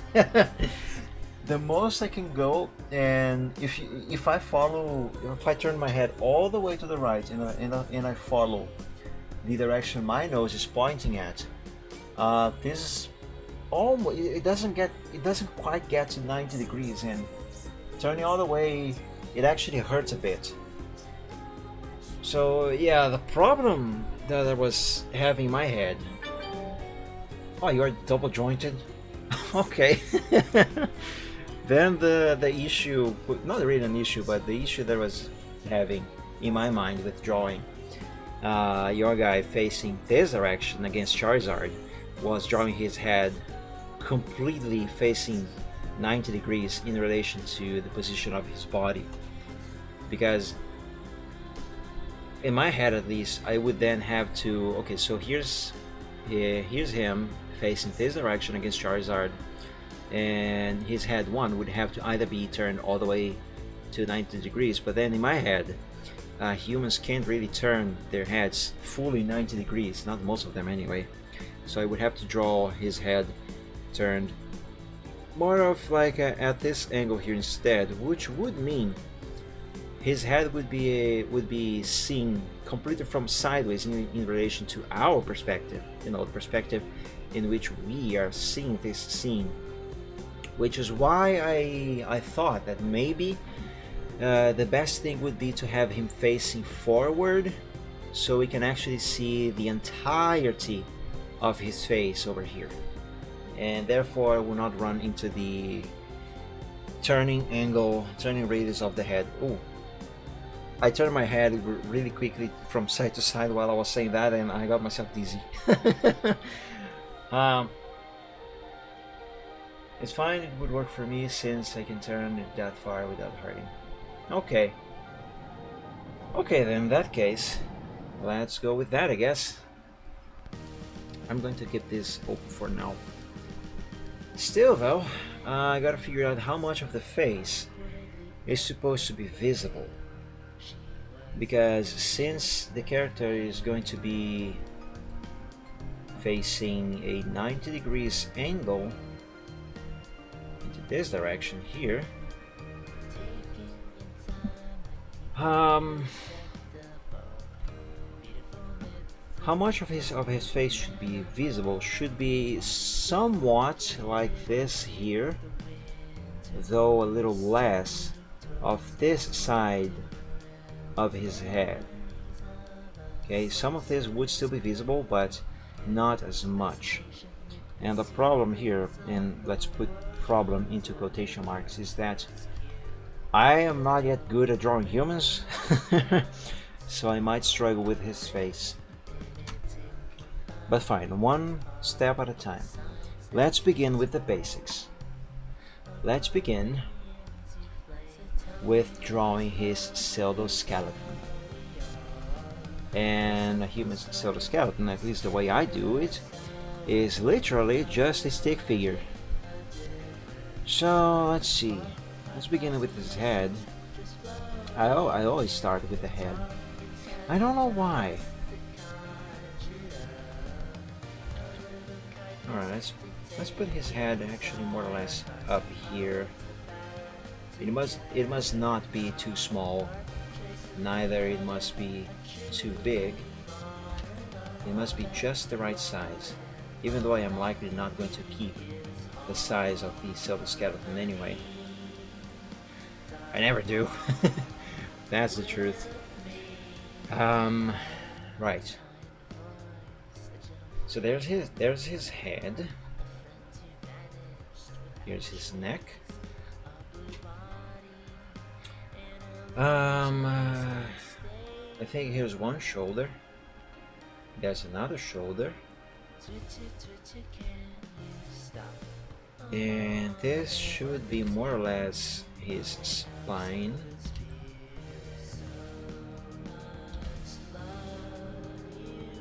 Again, does not need to be accurate. It just needs to be proportional enough that I have the basics that I can use as a reference for what I am actually going to be drawing.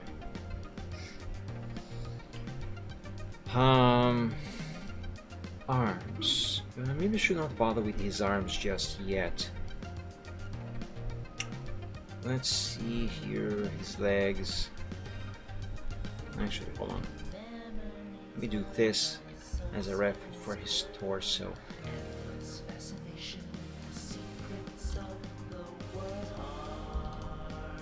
Why must humans be so difficult to draw? My god. Why are animals and other creatures so much easier to draw? That is very interesting.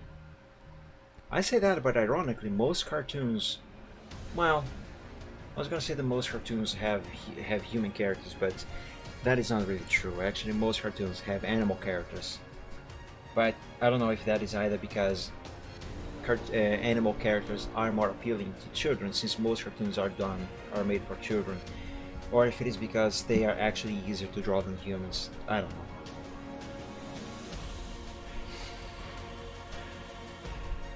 Have the opposite problem. I can do a decent human, but really, that is interesting.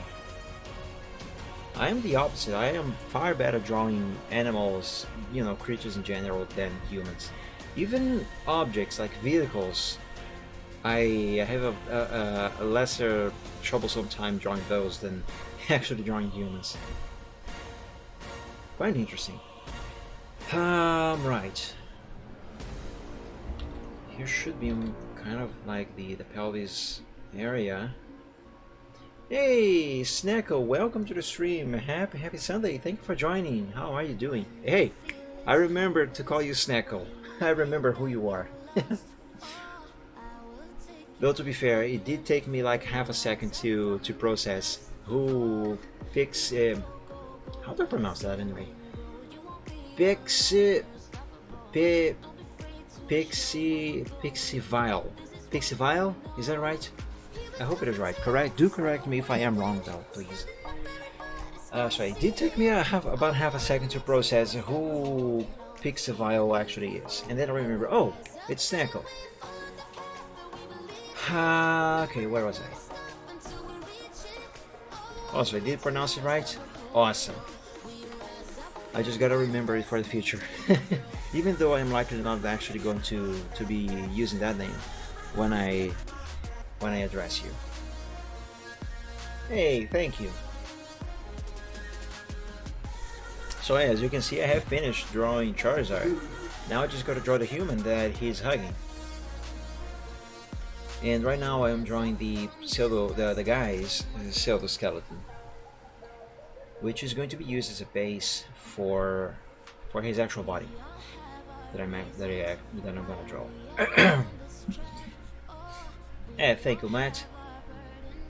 I hope you were referring to the Charizard himself, because we are still way too far away from being able to actually say that I am doing good, that I'm doing fine at drawing the human. It is one thing to draw the pseudo skeleton, another is to actually draw the actual body. Like even Charizard himself over here. See how many iterations of progress I had to go through until I got his body right? Yeah, a bunch. But anyway, so there's his head, neck, torso, pelvis, leg.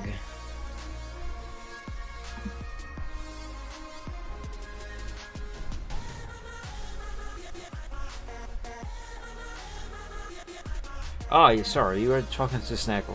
My apologies. I thought you were talking about the human that I'm drawing here. I gotta figure out what exactly is the position of the leg. Like, assuming that the guy is being at least slightly off the ground, you know, being lifted by Charizard. Charizard's strong after all, even though he has very skinny arms by design. Let's see, maybe a leg here.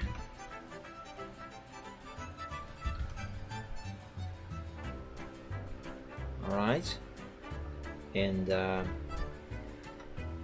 this leg seems proportional in relation to the torso so far, but in relation to Charizard, it seems a bit too tall.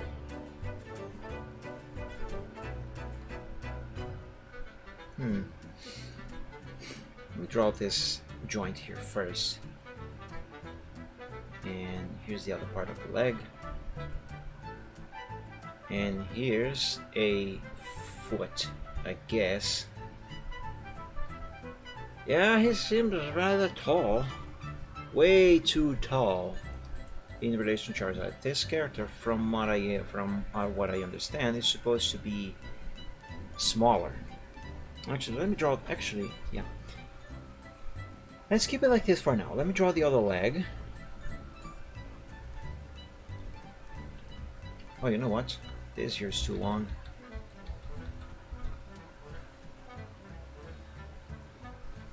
Let me have it a little less long. Not that that is actually going to make much of a difference, but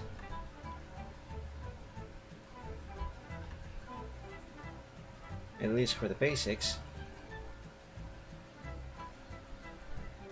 Is that leg right? I am not entirely sure if that leg is quite right. But again, basics.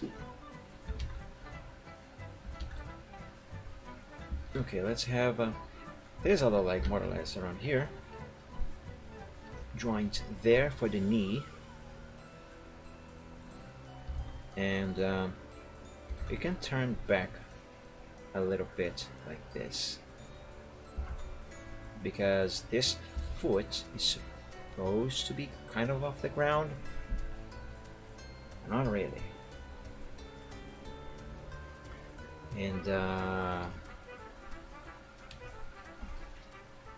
yeah, I'm gonna get to that, Matt. Don't worry. For now, like I always say, first I need the basics to be put in place. And I am going to save a copy of this progress because I am going to do a thing that is actually going to be quite a change. Let me reuse this window here. Paste that. Let's make this canvas larger. Are you asking for how long I have been drawing today specifically, Snacko? Or for how long I have been drawing in general, like for how young was I when I started drawing? Because the answer for those for the answer for the question changes depending on what exactly you are referring to. Let's call this file human progress sheet. When I started it as a hobby. Ooh, man, that's a tough question to answer. Because from what I remember, I have always enjoyed drawing as a hobby. I have memories of drawing when I was as young as like 4 years old, I guess. And just the other day, I actually found a old drawing notebook with something that I drew when I was, I don't know, I must have been like 5 or 6 years old. And I actually remember drawing that when I was a little kid. That was so long ago. And I remember that at that time I already liked drawing a lot. And my dad actually would always buy me new drawing notebooks because I would quickly fill up the ones I had. And I remember I had a pile of drawing notebooks. I don't know what happened to most of those, unfortunately. There were some drawings that I would like to have kept, but I don't know, I think I must have lost them when we moved houses a couple times, unfortunately. Yeah, it was my dad in the background, sorry. I shared the same room with him. So yeah, I have been drawing and drawing since I was very young, like 3 maybe years old. Yeah, very long time.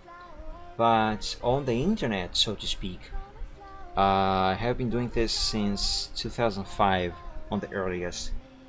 Obviously, like I said, I have been drawing for far more time than that, but posting my stuff on the internet, it has been happening since 2005 2006 on the earliest.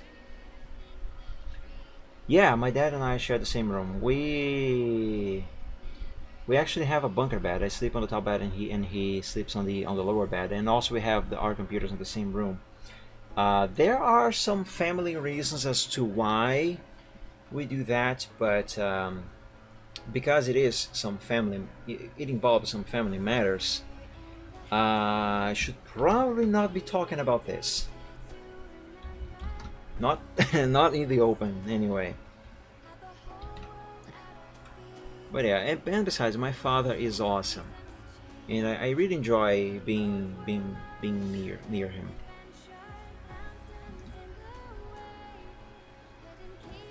Okay, so what I am going to do here now is let me erase Charizard from there, and I am also going to erase the human from here.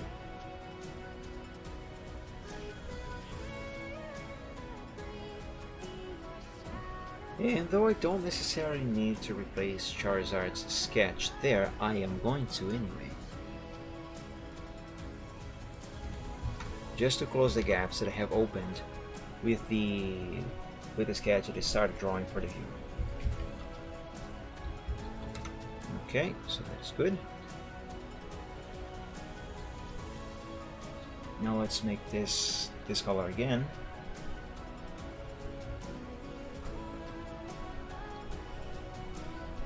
right? Now back to this. I am going to shrink this pseudo skeleton. I said shrink and I immediately accidentally kind of started stretching it out.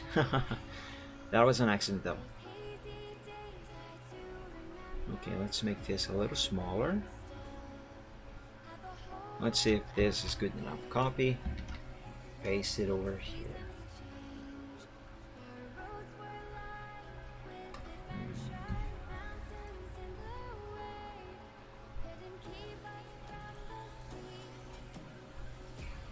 Yeah, maybe a little not a little bigger than this.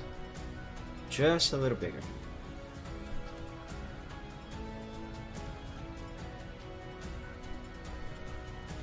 Okay, now this, yeah, this seems to be better.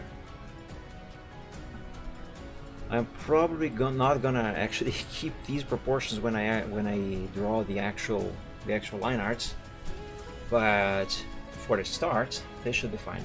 And this actually gives me the opportunity to have his legs actually lifted off the ground. And in relation to the size of his head, his torso actually seems to be a good size, seems to be proportional so far. His legs are a bit on the short side though, so let's rework those. And besides, I need to change their position anyway because they are lifted off the ground.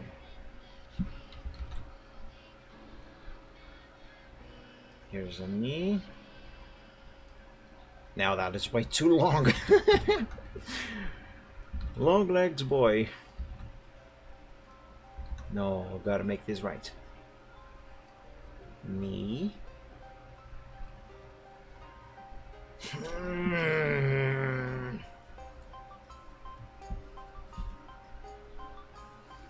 The knee is on the wrong place. Put it over there. So the leg bends more or less around here. I'm going to use a straight line. That didn't work. Let's erase this.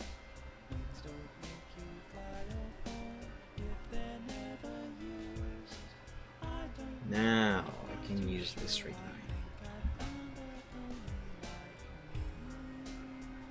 Okay, that's a little better.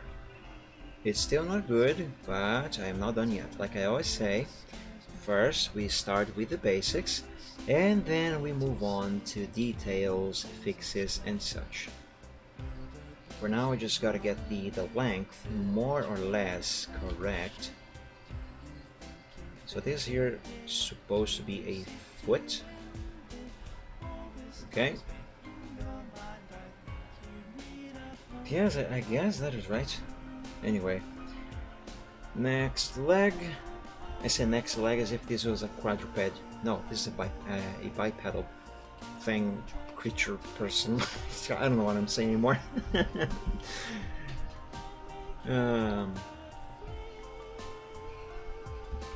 Let's have this one kind of like the other one. What is that? The left leg? Yes. So this is the right leg. Come on, Mike.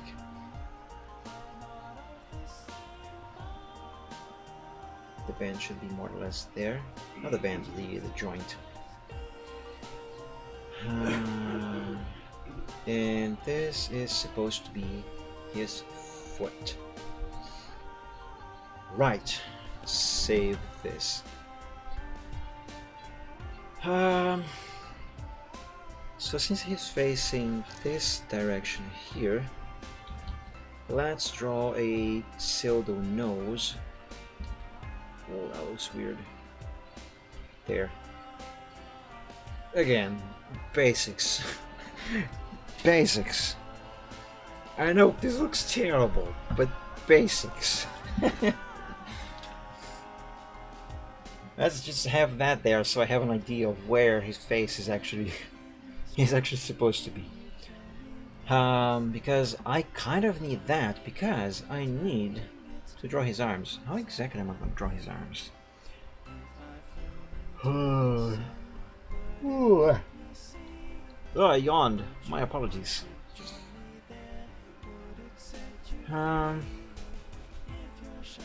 I can draw his arms going either over Charizard's arm over here, like, you know, go over here, for example. Well, this is actually fine as it is. Either way, whether it goes above or below Charizard's arm, it's only a matter of erasing this part here later, I guess. So there's a joint here on his shoulder.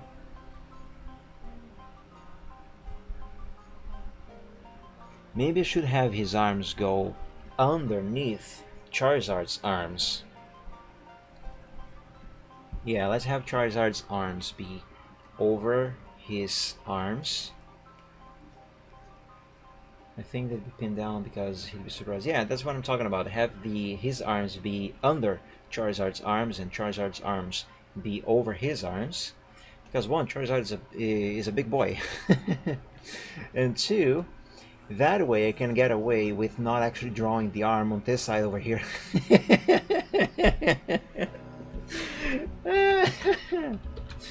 I mean, it's kind of a shortcut, and besides, the arm would not be visible anyway if I drew it. It would be, at least partially, if I were to draw it over Charizard's arm over there, but then the perspective and anatomy, it would be a bit awkward. So yeah, I think that just that little stub over there should be fine for his arm. His neck seems a bit too long in relation to the rest of this skeleton, but that is fine. Again, basics first. So let me save this and save this stage of the progress. Copy this, paste it over here.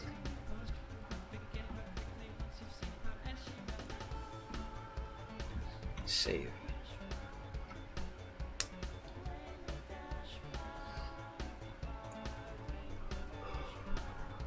Now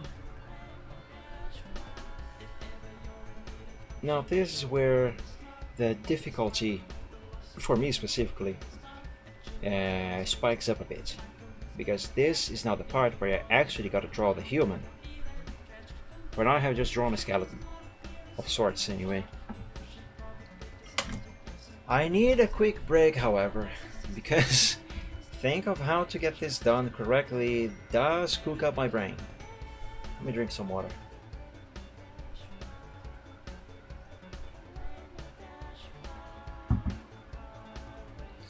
Don't worry about the neck. I'll try to make it work. And like I said, I do recognize that the neck on the Silver Skeleton here is a tad too long. It is not going to be as long as that once I draw the head. Most likely because the head is actually going to be larger than what I have drawn here so far. Whew. Let me stretch myself a bit. And this also gives me the opportunity to gaze upon what I have drawn here so far. And here's the way my mind functions when I try to draw something. I don't just draw it. I try to imagine the picture, the finished picture in my imagination, my mind. I try to imagine it, what I want it to look like, and what it should look like considering my skills and such. So this gives me an opportunity to see not only what I have done so far, but also to envision what this should or would, or will I should say maybe, turn into once I have the progress completely finished. and it also helps me to figure out how I can get to that spot, because it helped. I know that I want to get to point X while I am still on point C at this point, and it helps me to try and figure out how I'm gonna get to from C to X, if that makes any sense. Probably doesn't. I mean, I think that most of what I say doesn't really make much sense when I am drawing. Again, most of the time I don't know what I'm doing.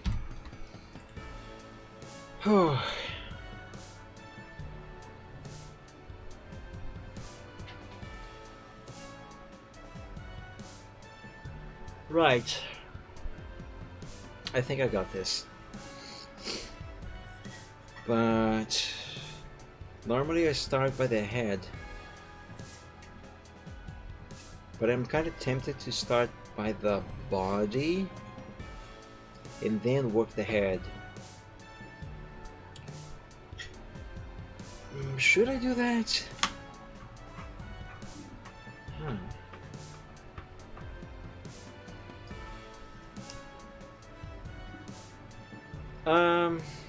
I think I'm actually going to start with the head. Let me position, actually let me change the, not change, let me do a copy of this head here. Let me have it like here, as well as this one. Do you have a partner? What do you mean if I have a partner? I'm not sure I understood the question.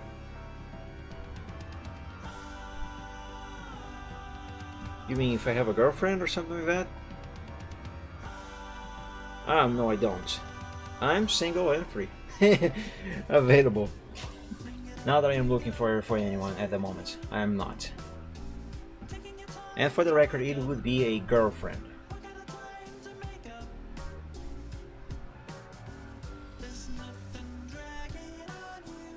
You can change that? Well, I'm flattered, but like I said, at the moment I am not really looking for anyone. Truth be told, I'm actually so used to just being by myself for so long that I don't think I long for having a company, if I'm honest. And truth be told, it is actually way cheaper to not have a girlfriend. I'm sorry if that sounds mean, but that is the truth. It is actually cheaper to not have a girlfriend. Not have a girlfriend, not have a wife, not have kids, especially. And I don't know if I want to have kids someday. Maybe someday, but not right now, definitely. But yeah, let's see. So, I'm now trying to figure out how exactly I'm going to draw his face. Because not only I start by the head, but I start by the face. And like I was saying, his face here is supposed to be more or less like this, but the right side of his face is not supposed to be as visible, like in this picture here, for example. Because in this picture here, we have, let me open the reference, the picture this is from. I can close this notepad actually. Okay, so on this one we have a almost completely sideways view of both characters. So, and his head is not fully turned at a 90 degrees angle, like it's gonna have to be on the one that I am drawing. Because on the one I am drawing, like I was talking about earlier, we do not have a complete sideways view. We have a front and side view. You know, like I was exemplifying on the illustration that I did here. Can I do and go back to that? Nope, I run out of undos. Or maybe I just made a new thing here, I don't know. Anyway, you might remember what I'm trying to talk about. Perspective, angle. The perspective and angle here is completely different from that reference picture. So the position of the head is also kind of different, and therefore how much of his face should be visible is completely different. Well, not completely different, but it is different enough that I gotta figure out how to do this. Let me start by the nose, like I usually do. Let's zoom in a little more. A little more. Right, this here should be fine. A little more to the side here. I want to have the face a little more centralized. Okay. Let's see. How do I draw humans again? I should probably look up some of my past pictures of where I drew some human. Just, you know, to refresh my memory. Because I am not good at drawing humans. So much so actually that on my references, my commission sheet over here, I have humans as one of the things that I will not draw. Although I do say that it can be discussed because I can make not exclusions. Oh dang it! I forgot the word. Exceptions. Like this commission that I'm doing here right now, that is one exception, and that's because I have put humans here on the things that I will not draw, because I am not good at drawing humans. I am terrible at drawing them, but I can draw humans. That's the thing, and that is why I can make exceptions. So I put humans here, but this can be discussed because, again, I can make exceptions. So if someone wants to commission me and want me to draw a human, they can propose me their idea, and then I will analyze if I can try and imagine the human in my mind, how I would draw that, and if I picture the human in my style, if I picture that I can draw that character, then I will agree with the commission. If I can't figure out how I can get that human drawn, then I will likely decline the commission. That is why I have humans here on the things that I will not draw, but it can be discussed, because normally I would not draw a human, but if the person wants me to draw a human, we can talk about it, and if I think I can do it, then I will try to do it, which is the case of Matt's commission over here. Let me see another human, because I don't remember how to draw humans. I did do a little mock-up, a couple mock-ups of Matt's character, but I forgot. That is the truth, I forgot.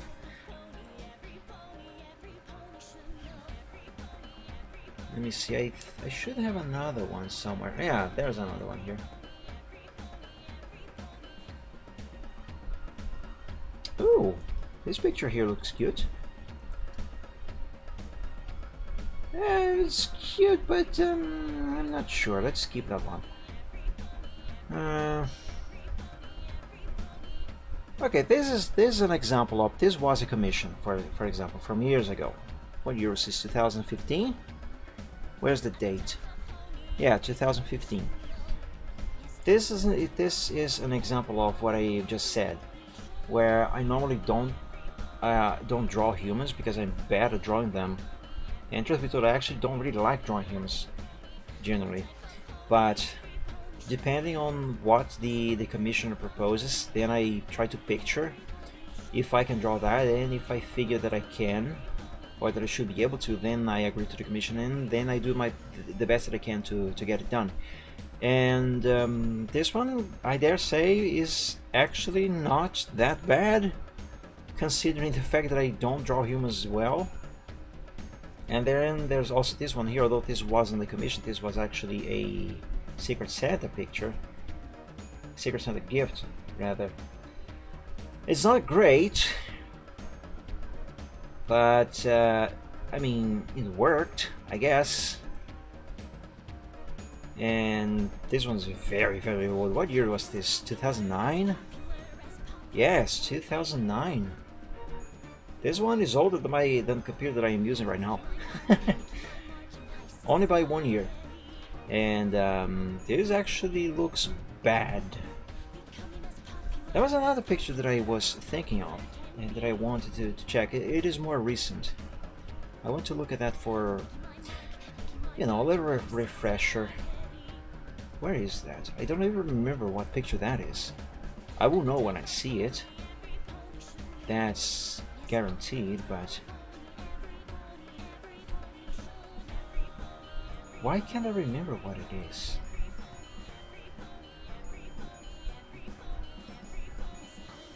Do I even actually remember what it is?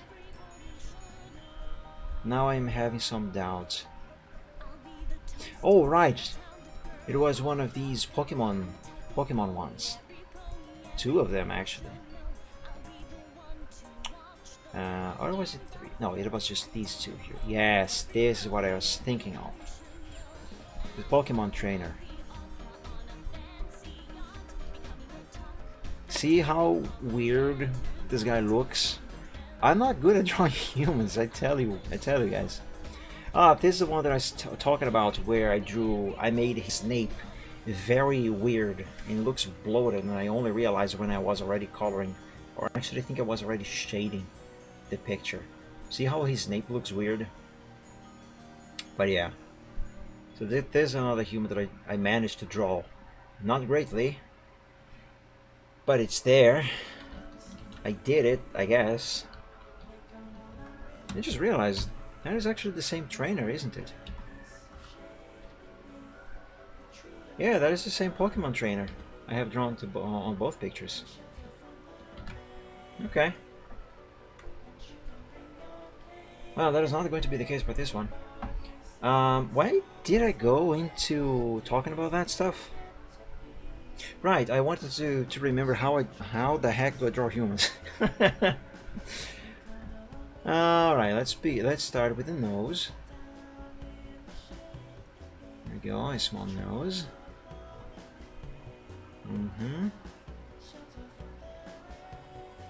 A little cheek there. And the chin, I guess. A little happy closed eye here. Another one there on the other side. Gotta change the angle of this one. Now, my friends, we are all seeing together if I can actually get this human drawn and how bad it is going to look like. But I promise I'm trying my best here.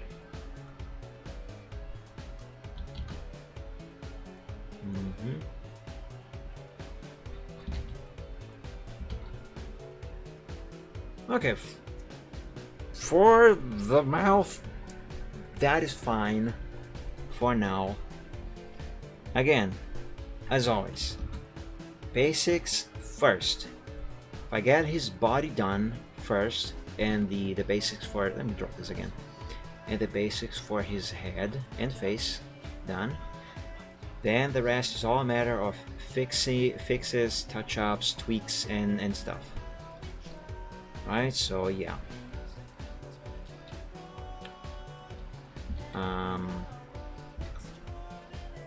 This is an eyebrow, I guess.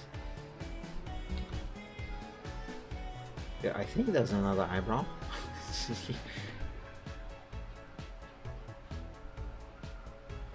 Okay. Okay, yeah, let's leave it like that for now.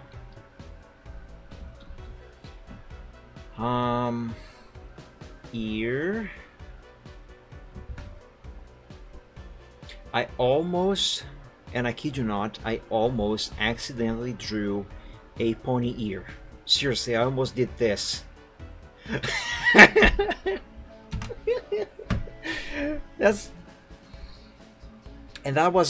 That wasn't going to be intentional, I promise you. It's just I'm far more used to drawing creatures than humans.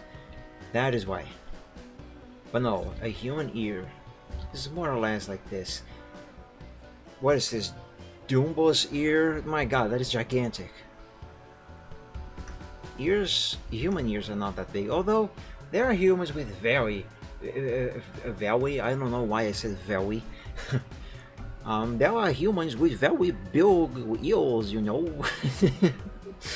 There are some humans with very big ears, but that is not the case with this character. Let's draw a normal ear for the love of God. Okay, that there seems to be fine. Yeah. More or less. Again, basics. Let's start with the basics. Now, his hair... I'm not gonna bother with drawing his hair correct just yet. I just need the basic shape of his hair. That way I can actually finish drawing his head. So yeah, again, as I always say, basics first.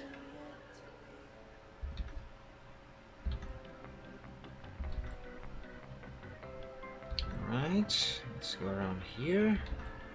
And more or less around here actually should be fine to end his hair.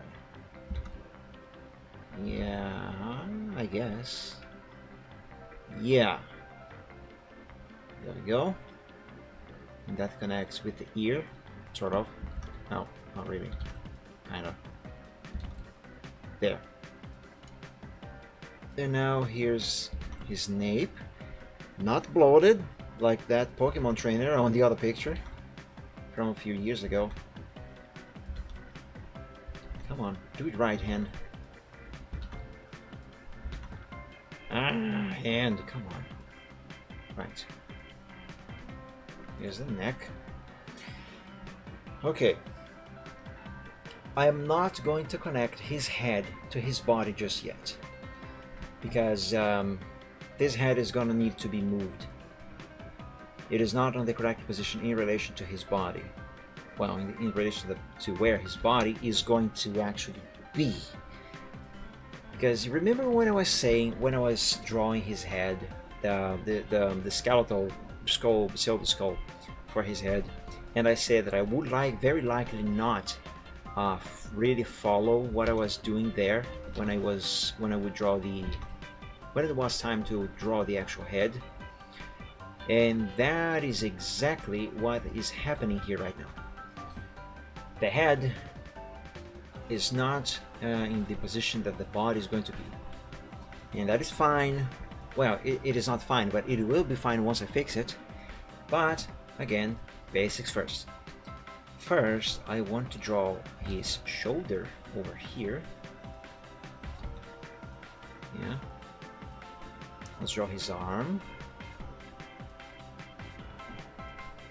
Right, and I don't need to do his arm exactly. This part of his arm is going to be hidden underneath rather, Charizard's arm anyway, so no need for accuracy here. I just need the basic shape. Right, here's some of his body for the torso. Hey, welcome back, Matt. Well, like I was saying, I think you were away when I was talking about this. This is only basics for now. The hair is not the final hair. It's just some line I drew around so I can actually have a head. Which I know the head is in the wrong position. I was just talking about this. I'm going to move the head after I am done drawing the body. So for now it stays like that. So here, the neck is supposed to be here, and therefore the head should be further down here. So let's draw this shoulder there. Is that right? I don't think that is quite right. Let's do it like this one.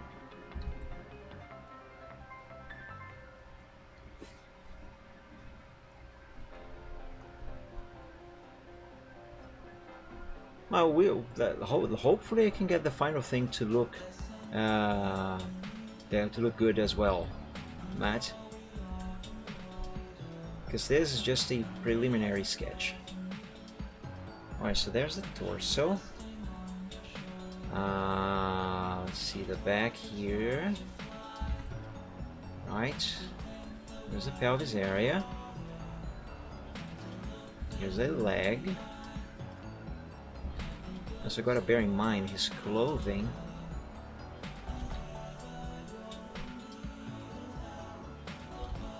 There's the knee. Here's a leg. Anatomically speaking, it does not have to be exactly human-like, because one, obviously, there are clothes here, so I gotta bear in mind the shape of the clothes and their positions and such. And two, I don't remember what number 2 was, but I don't know what I'm doing. Anyway, yeah, let's just draw a basic shape for the shoe.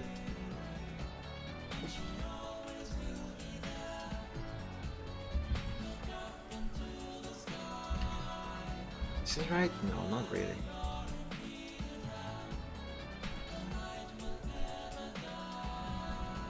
Okay, let's not finish this foot just yet. Let's draw the other leg here.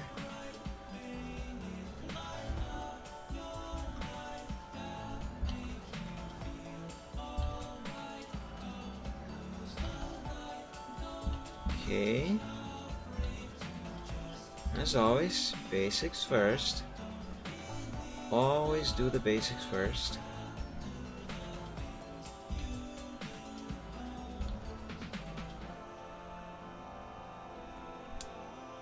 Okay, let's see the back. I kind of feel like this should be further to this side here. Maybe. That head out of place is really annoying me. Let me move it now. Let's select the area around it. And now let's put it in place. I need less zoom. I need to see all of his body and Charizard's body. Or at least most of Charizard's body anyway. Oh no, I have to reselect it. Dang it.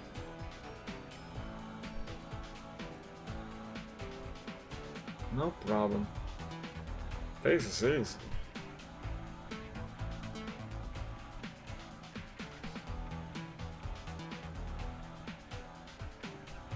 Okay, yes, I think this is fine.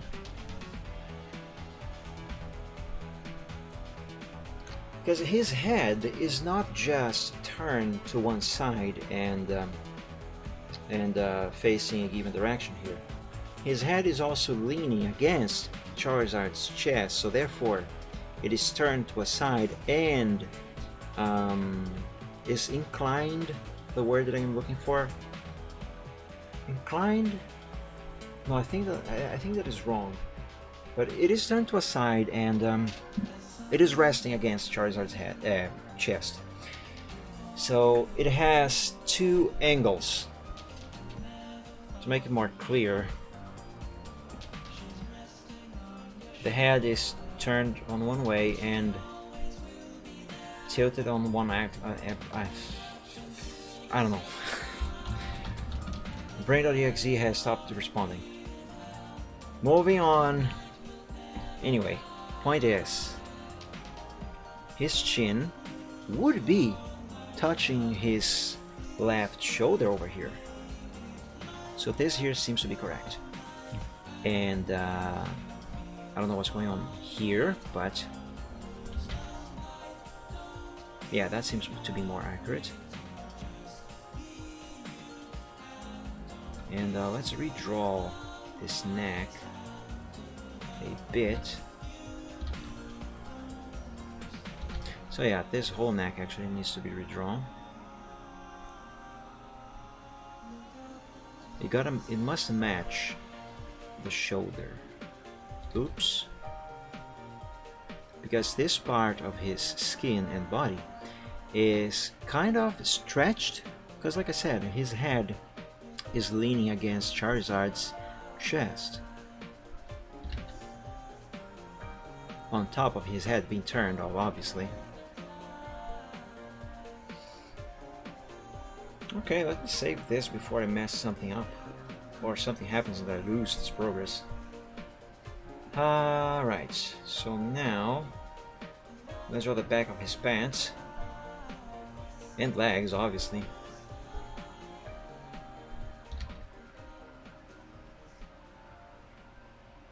Okay, let's see here, a shoe sole, I guess.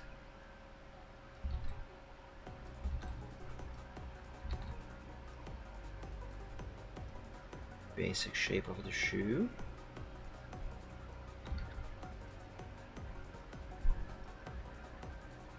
I know that looks weird and wrong. It looks completely wrong. Humans!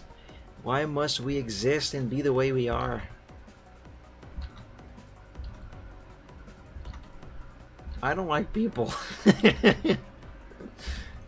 Maybe that is why I am still single. Lol.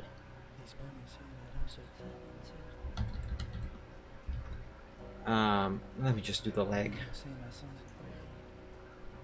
I hope so, Matt. Thank you.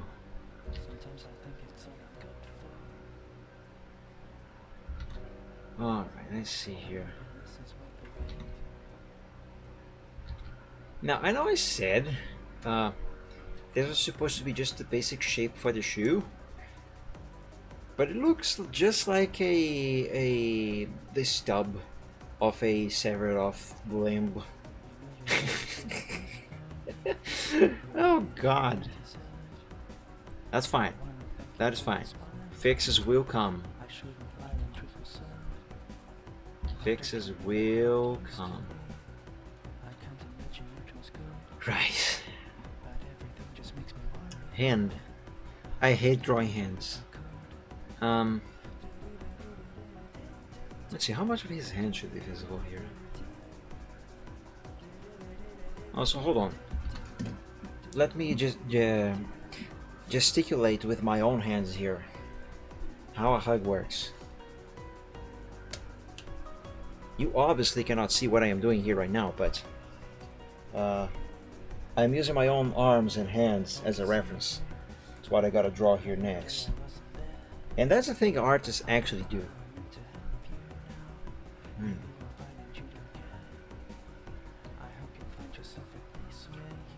Okay, so kind of like this, I guess.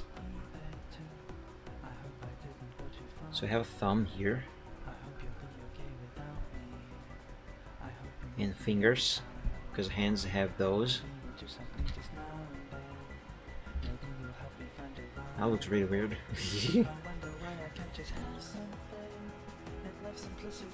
Okay, for a basic thing that I'm going to use as a base, that is fine. Oh, but Mike, I thought the silver skeleton was already a base. Yes, that was the base for the base. Oh boy. Alright, what is this looking like so far? Okay, in terms of size, I think this is good. Yeah, this seems to be proportional.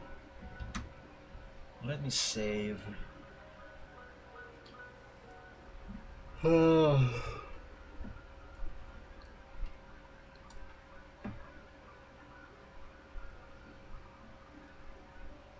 Did the music stop?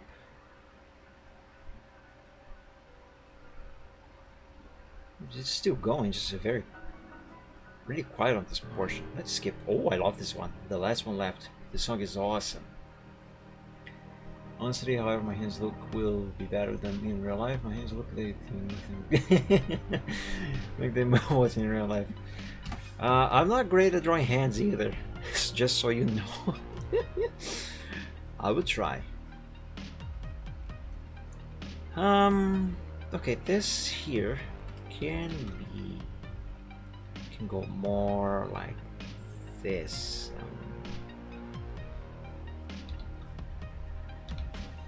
What am I trying to do here?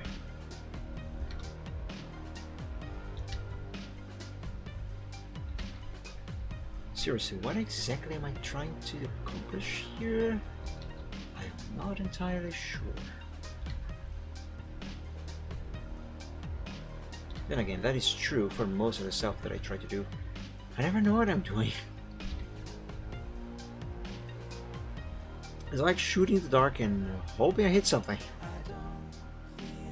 There we go. I know where I'm supposed to be. Crushed my enemies long ago. The last one left to go was me. I might need to move the entire body a little bit to the side here. But that will come later. Okay.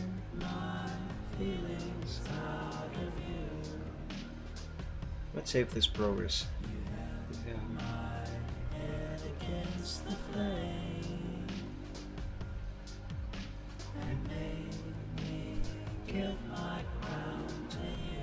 You know what? I actually don't have to select the entire sketch.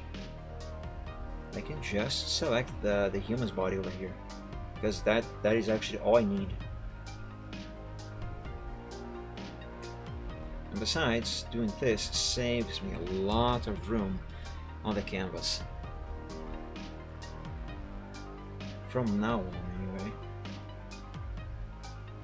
There we go.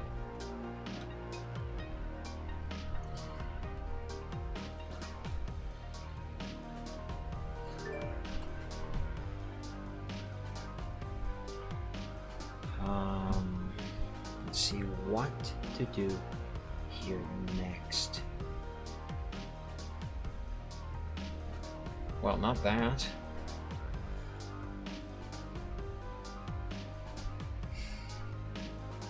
I think I should start drawing what is actually going to be his clothes.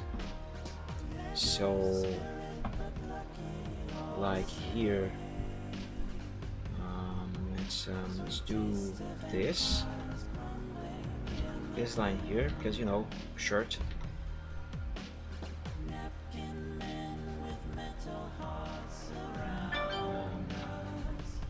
It is not quite right.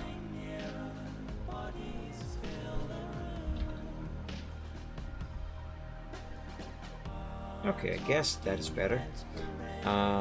Short sleeves, right? No, actually long sleeves. What do you prefer, Matt? Short or long sleeves? Meanwhile, oh, you know what? What I should be doing instead?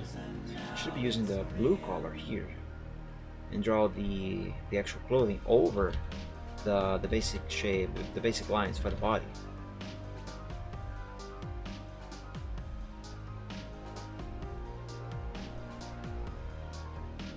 Long sleeves, alright. So long sleeves it is. There we go, do that. Let's have this follow the line of the arm. Let's add a little wrinkle right here where the arm bends, and let me start with the sleeve right here, hanging a bit, because that's what clothes do.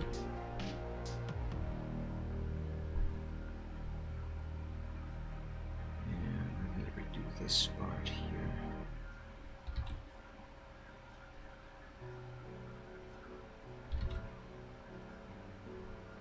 Okay. Here.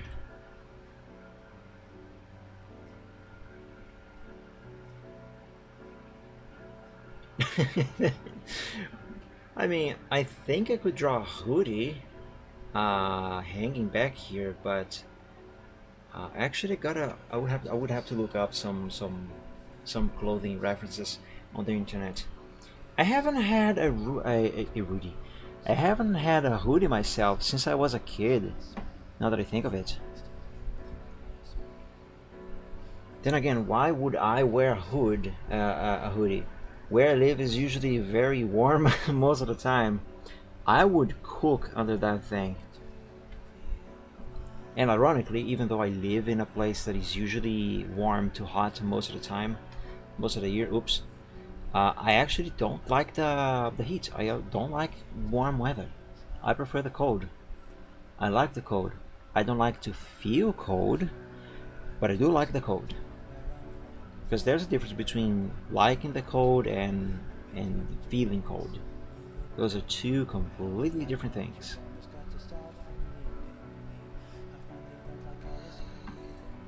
Let me look at this picture again.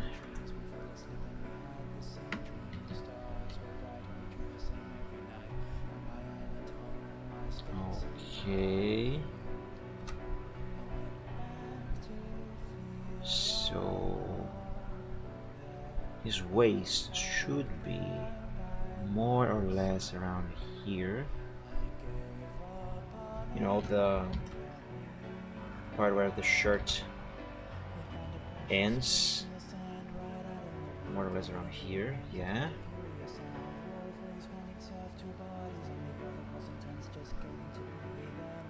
Let's do some wrinklage over here,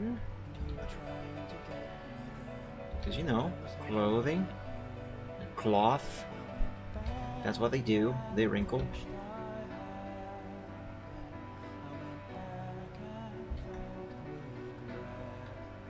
Alright, I guess that should be fine for now. And let's have a little wiggly line more or less around here. That's not wiggly enough. That is way too wiggly. And let's have a line there. Another one here. These are supposed to represent, like, you know, the cloth stretching on this part here. You know, wrinkles. I guess. I'm not great at drawing clothing. Not really good at it.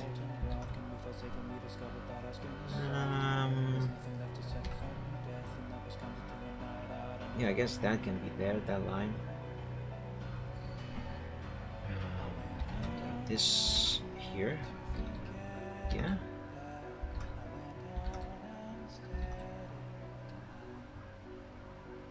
Yeah, if let's leave this for here now. For now. If not, then I am going to change it later. Did I save this stage of the progress? Yes, I did. Now let's draw the pants.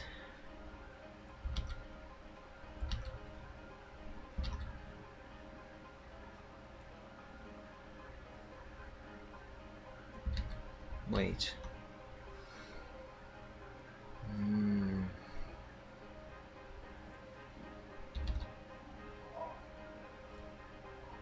Yes, that looks better.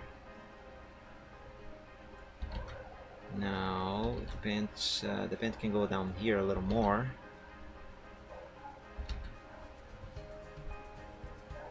Right. And turn around here. Now I'm gonna have to redraw this part. Is this supposed to go down there? More or less. Do I need to do it like this? No, I don't, but I am doing it anyway, so I have a better understanding of this perspective and anatomy of the pants. Anatomy of the pants. Yeah.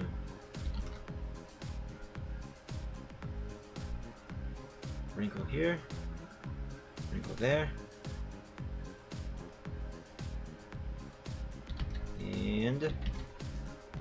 and right there. Redo this bit here. More wrinkles because the leg is bent.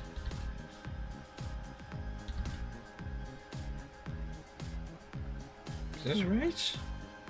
I guess, but not quite.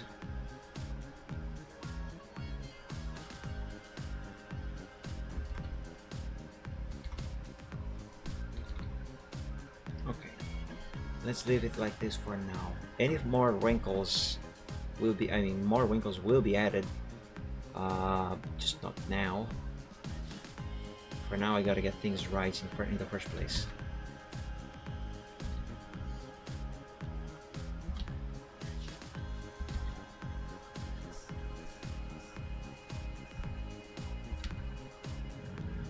Okay, there.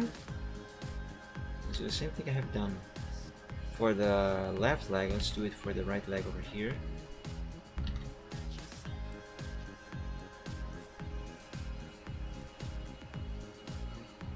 And pant. And it's over there.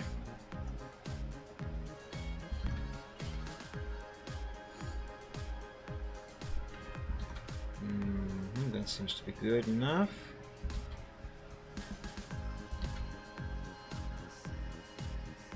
And a little bit of wrinklage here, because again, the leg is bent.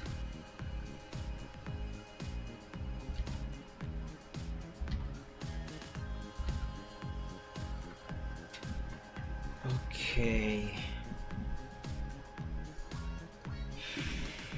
I guess that is fine.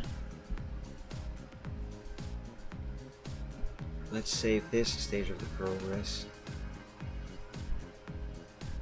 Because now I need to actually draw the feet. Let's put that there. And save.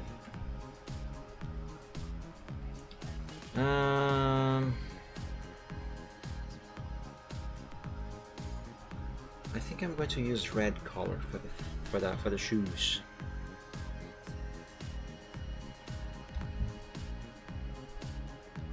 How do I get this started? Here, I guess.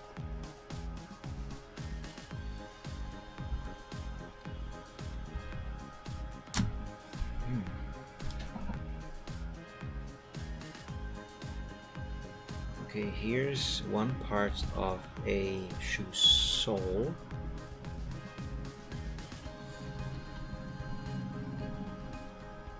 Right. And here's another one.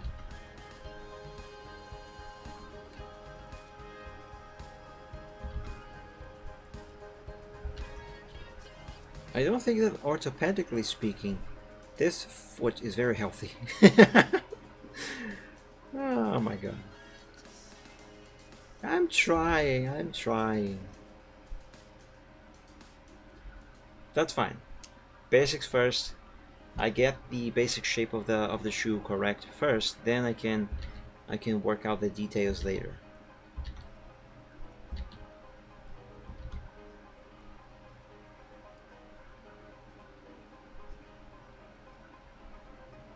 I don't know if this is right. But again, basics first, details later.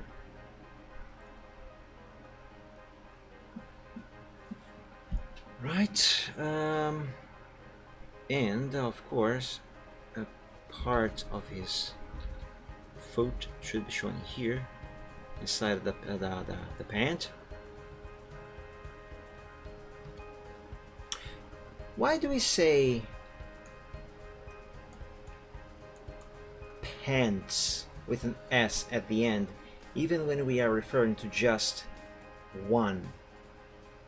And moreover, why do we say a pair of pants when we are referring to just one single thing? It has only two legs and it is only one piece. I mean, logically speaking, it would be a pair of pants if it were two of these things, right? It's like, I'm gonna go to the shop and I'm gonna buy a pair of pants, and that's two. But or am I saying nonsense? I should shut up and go back to drawing, you know, and do all of this. I think I'm saying nonsense. each individual leg, sleeve is a pant. Yeah, but why would they be called pant in the first place? They are legs. You know? Maybe it's because English is not my first language, but it doesn't really make much sense to me.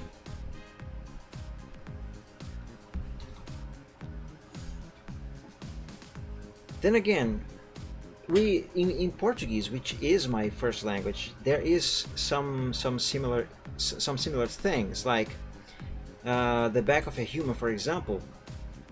All right, Snecko, thank you so much for joining. Have a very good night and a great week. I hope you have enjoyed. Sleep well. So yeah, the human back. Like we say, oh, my back hurts. You know, and you are talking about your backside here, this area, right? In Portuguese, the human back is one example. In Portuguese, we call this costas, like this. Okay, costas. There's an S there, so it would be like. Oops, that's not a K. It would be like calling it a backs, you know, with an S at the end. We only have one. Why call it in the plural as if it were two of them? We only have one. I don't understand. Like, should we say, like, bring this to English? If we were to translate it just like it is in Portuguese, so it would like, oh, my back's hurt. You know, it would be kind of like that. Why say my back's hurt when we only have one?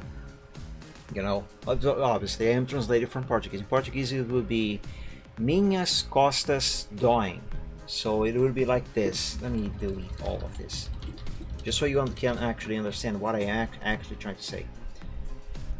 So in Portuguese, the phrase "my back hurts," it is minhas with an S, so implying there's two of them. Costas, again with an S, also implying that there's two of them. Doing, with an M at the end, implying that also there's two of them. So that would be my back. Oops. My back hurts. But if I were translating what it actually is in Portuguese, it would be like my back's hurts. And it is, this is an example of what I was talking about the pants. Pair of pants, there's only one pant. The legs, call them pant, doesn't make sense because they are legs. Legs, yes, there's two of them, but why call them pants, a pair of pants if there's only one of them? It's like calling the backs, there's only one. I don't know why I'm saying any of this. I don't have to be saying any of this. I went off on a very unrelated tangent there. I'm sorry. It just doesn't make sense. Anyway, shoes. These are some very strange shoes that I'm drawing here. Some very strange designer shoes, I guess. This designer is not gonna get many clients. Are they?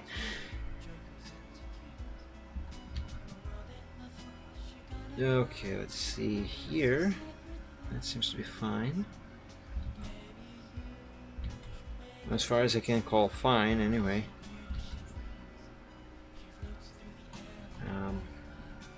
That shoe seems either way too small, or the first one that I drew seems way too big. Yeah, the first one that I drew seems way too big. Let's make it a little smaller. Yeah, let's decrease the size of the shoe. Go.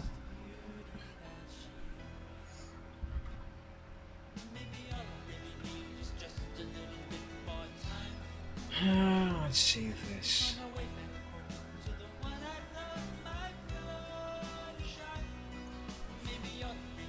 some lag there.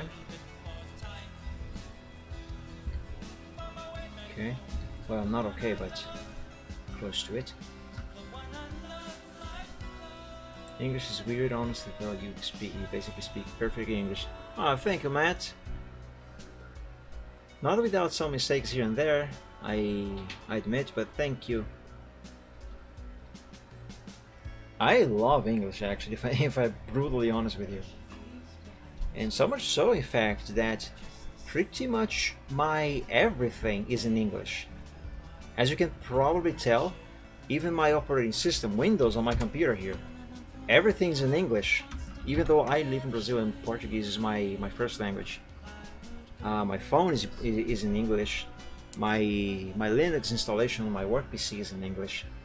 The games that I play are in English. The movies and cartoons and TV shows that I watch are in English and without subtitles. The programs that I use are in English. Like, really, even the browser is in English. Here, let me open the settings. There, everything's in English. I don't know. I just like English. It's such an easy language. It sounds very nice.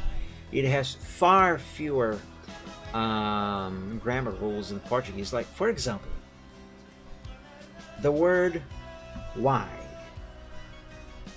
Okay? You use this to ask a question, to respond a question, or to, you know, as an exclamation like, why? Regardless, it is only one word. In Portuguese, we have 4 whys. One for asking a question, one for answering a question, one, actually, I should just type this actually. Let me open the text box here. So, why in English we have, there's only one why. Okay, let me put this up here. There's only one why. In Portuguese, we have one for asking a question, one for answering. Actually, I don't even remember which is for what. I don't know. It's a mess. But anyway, we have one for asking, one for answering, one for explaining. Actually, I think this one has an accent as well. And we have 4. One for asking, one for answering, one for explaining. I don't remember what the other one is for, but there's another one as well. Alright. Yeah, so this one here. Actually, let me invert these. There. We have 4 whys. One for asking, one for answering, one for explaining, and another one for, I don't know, just saying stuff, I guess. I don't remember. And one has a space between the words with an accent on the E. The other one has a space between the words without an accent. The other one does not have a space, but it has an accent. And the other one does not have a space, and it does not have an accent. All of this for just the same word. Why? the same suspense. Yeah, it does not make logical sense. Why all of this? Actually, it is kind of funny if you put this on Google Translate, for example. Let's go there. Google Translate. Let me pick. Let's see. The origin language. English. Where is English? There, English. And let's have the translation be Portuguese. I'm gonna type Y. You're going to see four answers. Okay. Oh wait, hold on. My mistake. I'm gonna type Y 4 times. So Y, and yeah, Y, and Y. There's the 4 Ys in Portuguese. Why? It is so stupid. Although it put it actually only showed 3 of them here. No, actually, don't show 2. Hold on, let me change it. Let me change this. Why? Why? Why? Why? Yeah. Why? Why any of this? It doesn't. It didn't show all 4 of them, but you got an idea. This is so stupid. Let me look at this dragon. That is freaking awesome. I'm adding this to my collection. Oh, beautiful. Right. It makes no sense. Also, it doesn't make sense why I went into that tangent again. I was drawing shoes. Did I save this progress? I did not. I should save it. Why am I selecting Charizard? I don't need to select him. I just need to select the human. Paste it over here.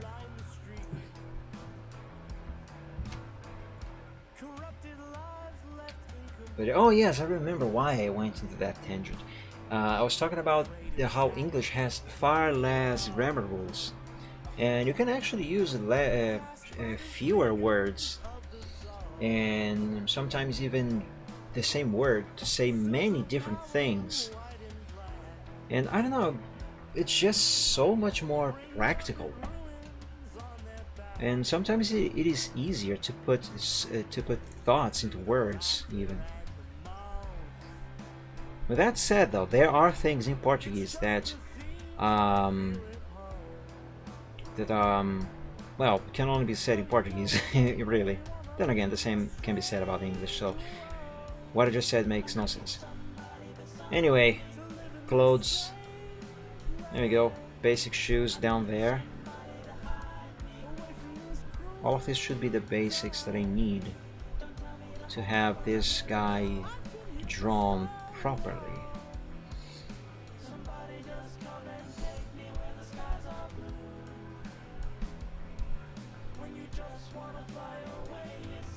Okay, yeah, that actually looks quite alright. Let's make the blue black. Bottom line is, I love English. It's an easy language. It sounds great. Music in English is far better than in Portuguese. Or maybe that's because Brazilian music is just crap. I don't know, either one. I just prefer English, man. Gotta make a quick correction on this piece of paint down here. Alright, that seems good enough. A bucket. There we go. And save. Now let's copy this version of the progress, but before I paste it on the progress sheet, I am going to clean it up.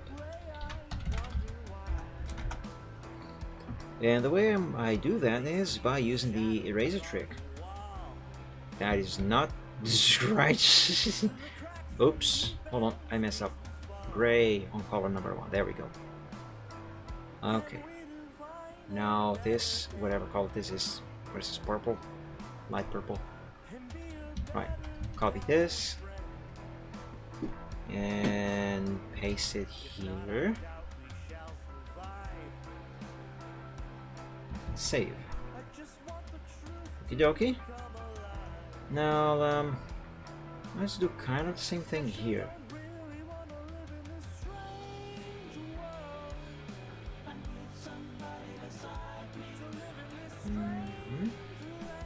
There we go. Now I want Charizard.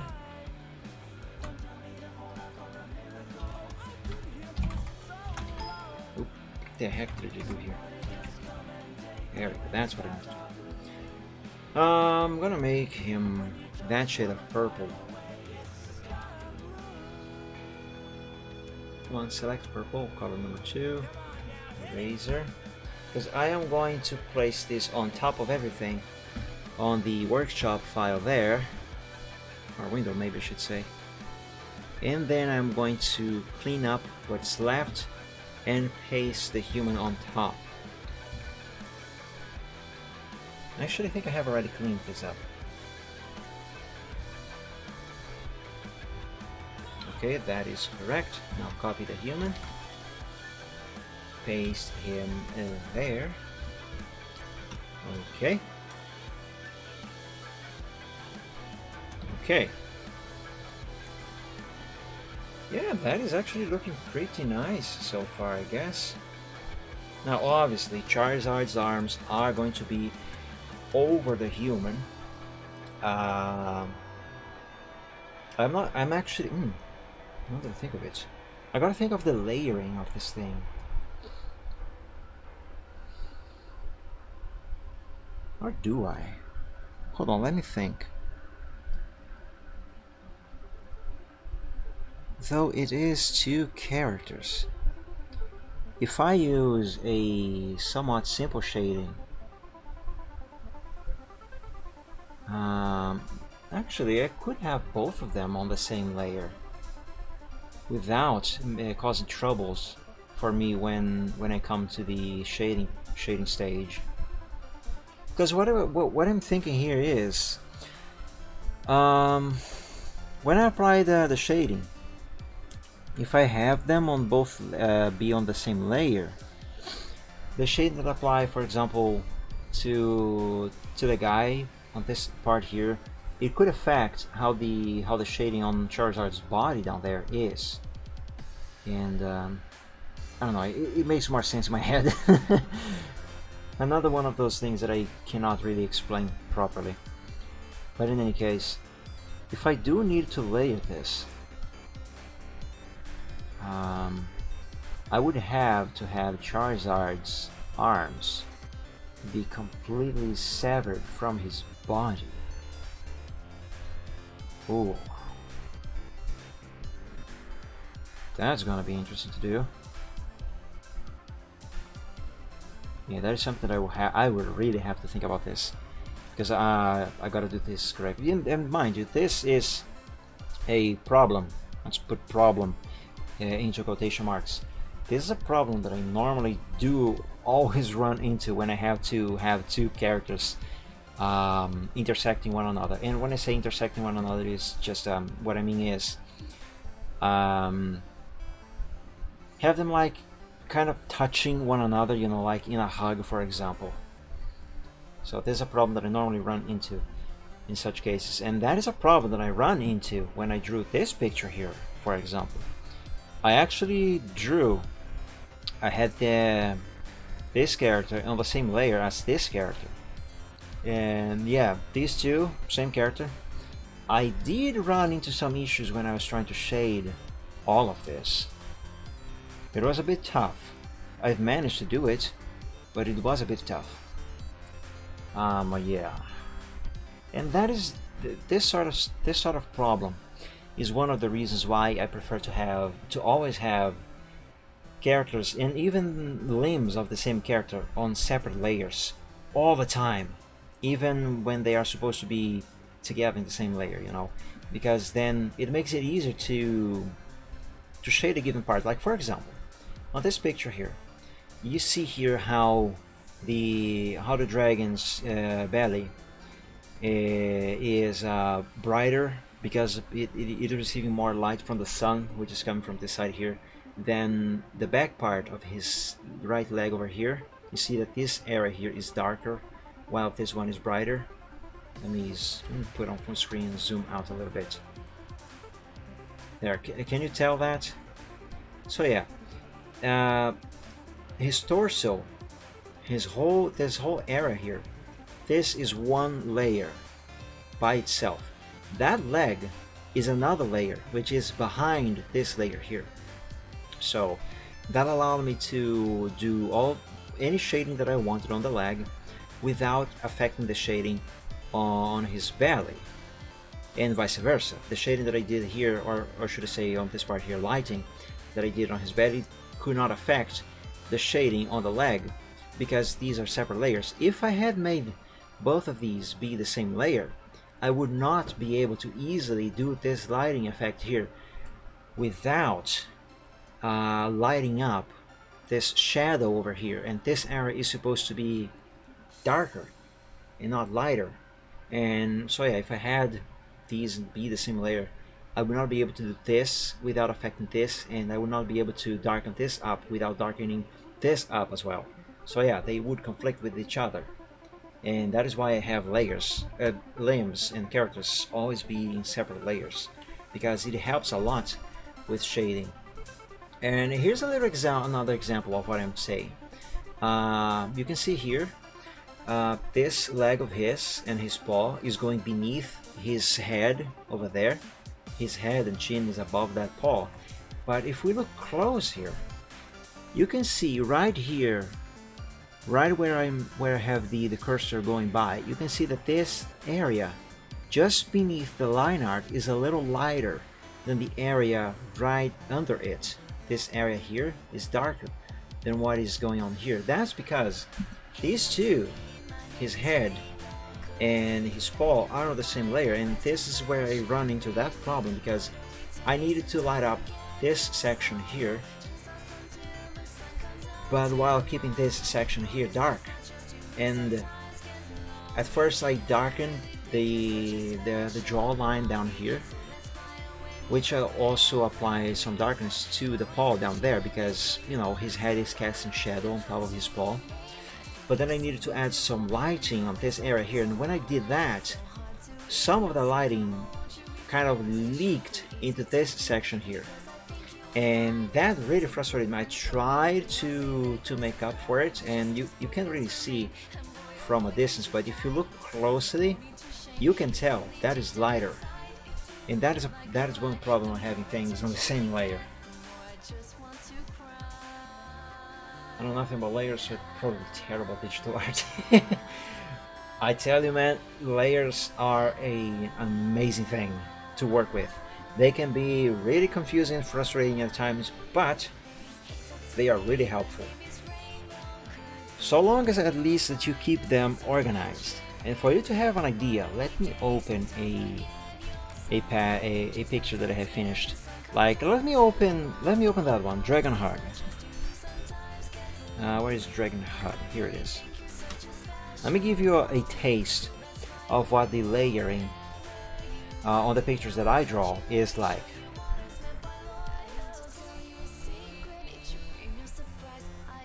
Reading Photoshop format. Okay, so this is that picture.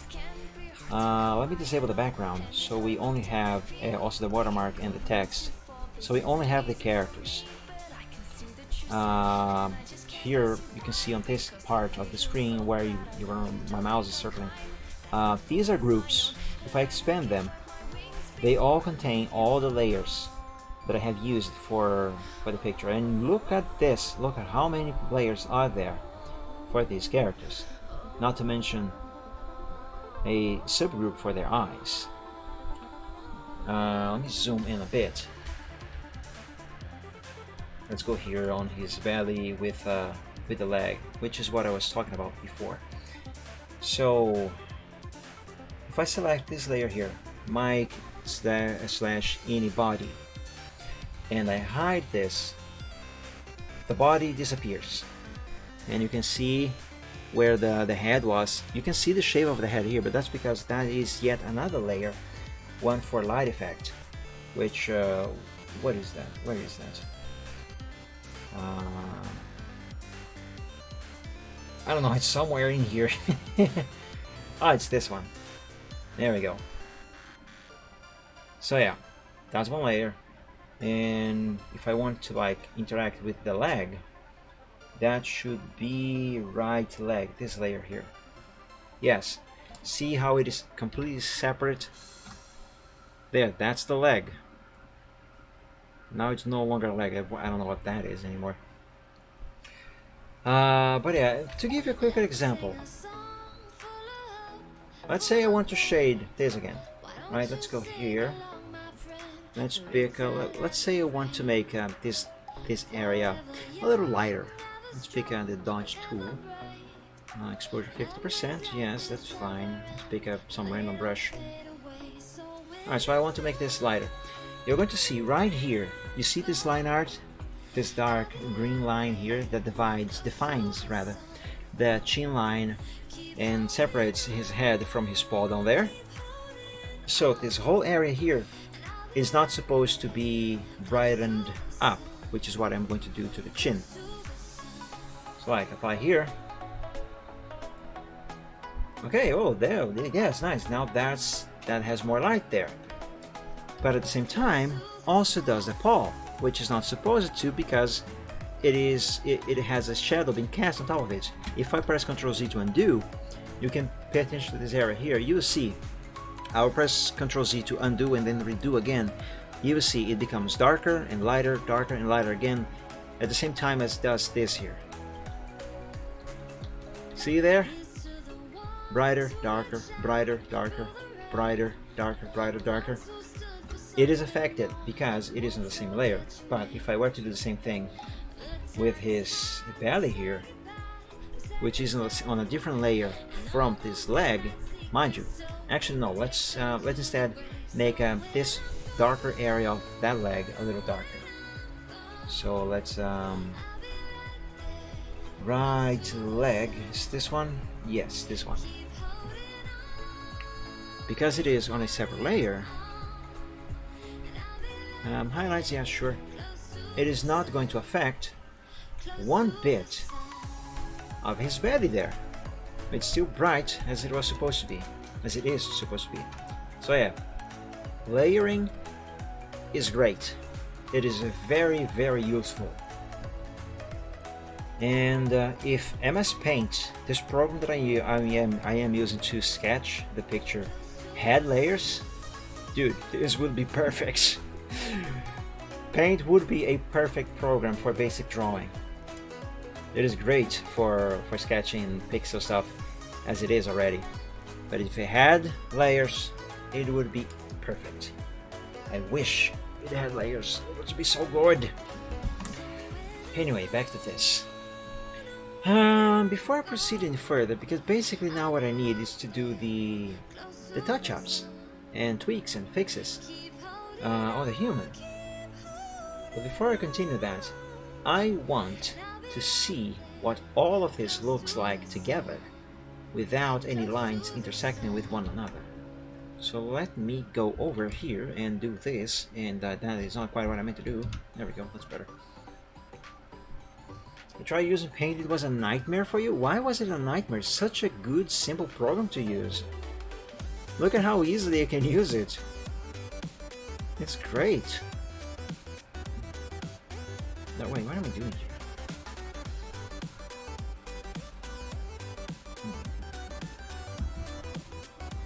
Hide that, actually, yeah, hide all of this. You should try sketching stuff on Paint. It is really good.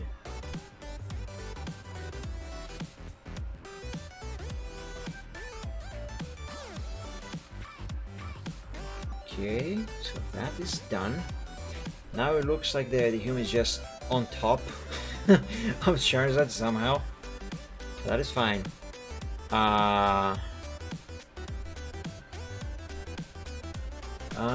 Oh, I think I might understand what you're trying to say.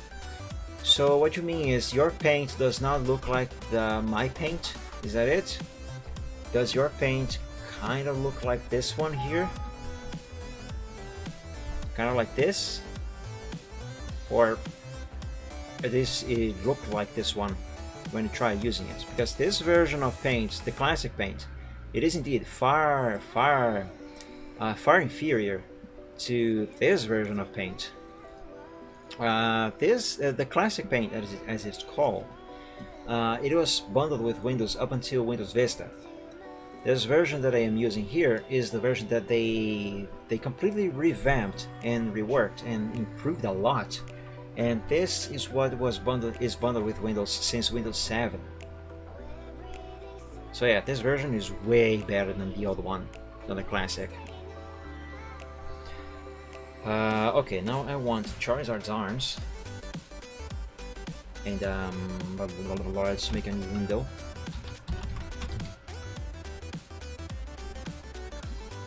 Let's erase that stuff there. And this here. There we go. That there. This over here. This line that defines Charizard's underbelly. And there. Okay.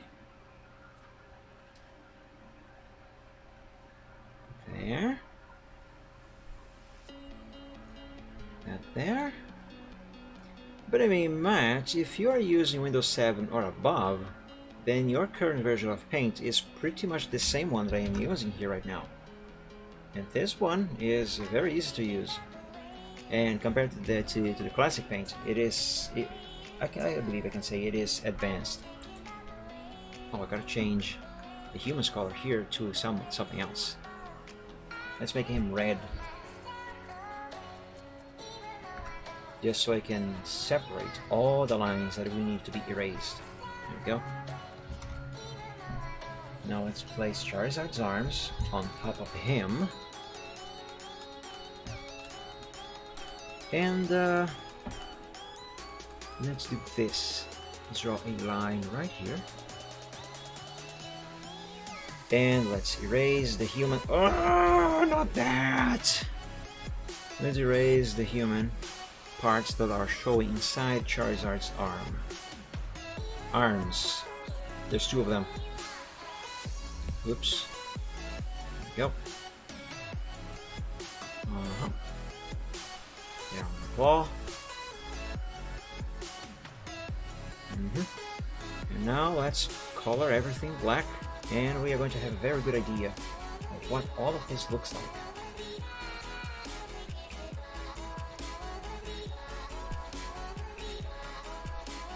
Having Windows 7, wow, so your Paint is the exact same one that I have here because I am also using Windows 7. Now if you go here, start programs, let's go down here to accessories, you will find Paint right here. Click that and it opens the same interface. Actually here, let me disable real quick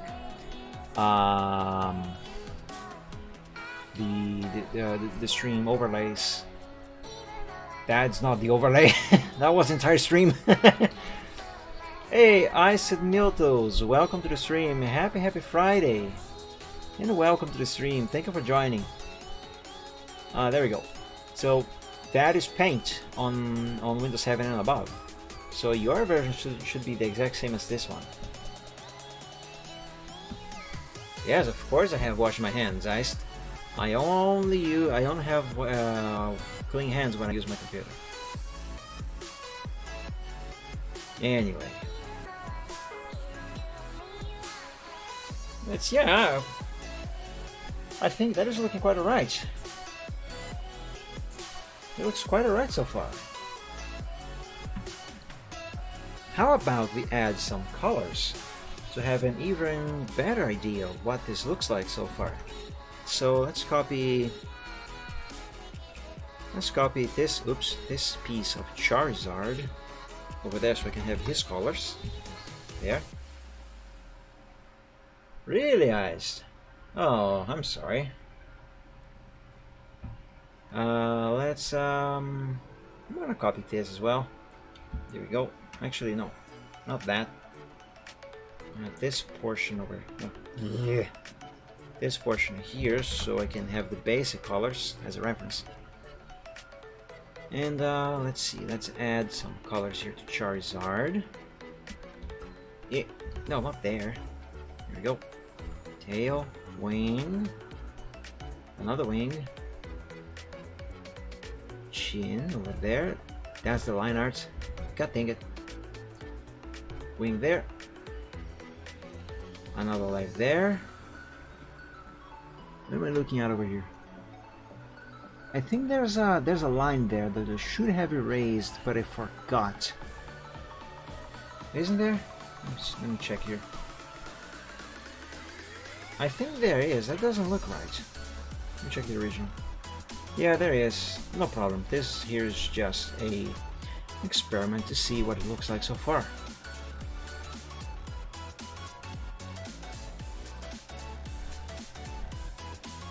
No, Ice, this is not me. This, oops, that's the wrong color. This is the character for a friend that I'm drawing as a commission. Let's see, Charizard's the belly now.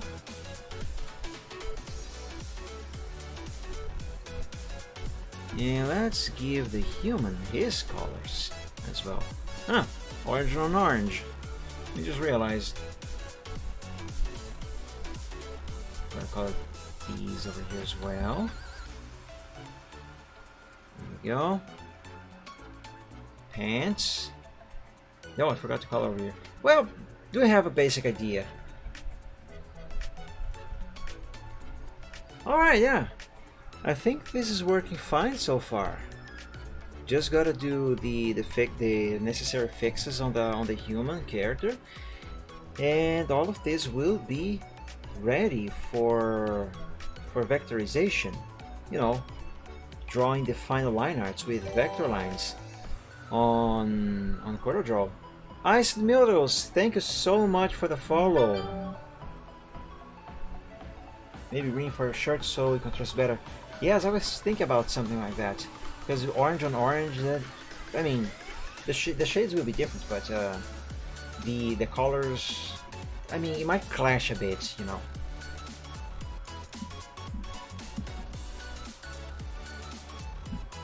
Yeah, we'll figure that out later when we come to the coloring stage. Because the way I usually do, not usually, the way I always do my art is I start on paint, where I draw the sketch, and then I bring it all over to CorelDRAW, where I draw the final line arts using vector lines, because that not only gives me a much larger, much higher resolution on the final picture than the original, but it also makes it a lot easier to draw certain lines, and it also helps a lot when it comes to the coloring process and shading specifically, because it makes it easier to select some certain parts of their bodies. So yeah, and that part is done later on Photoshop.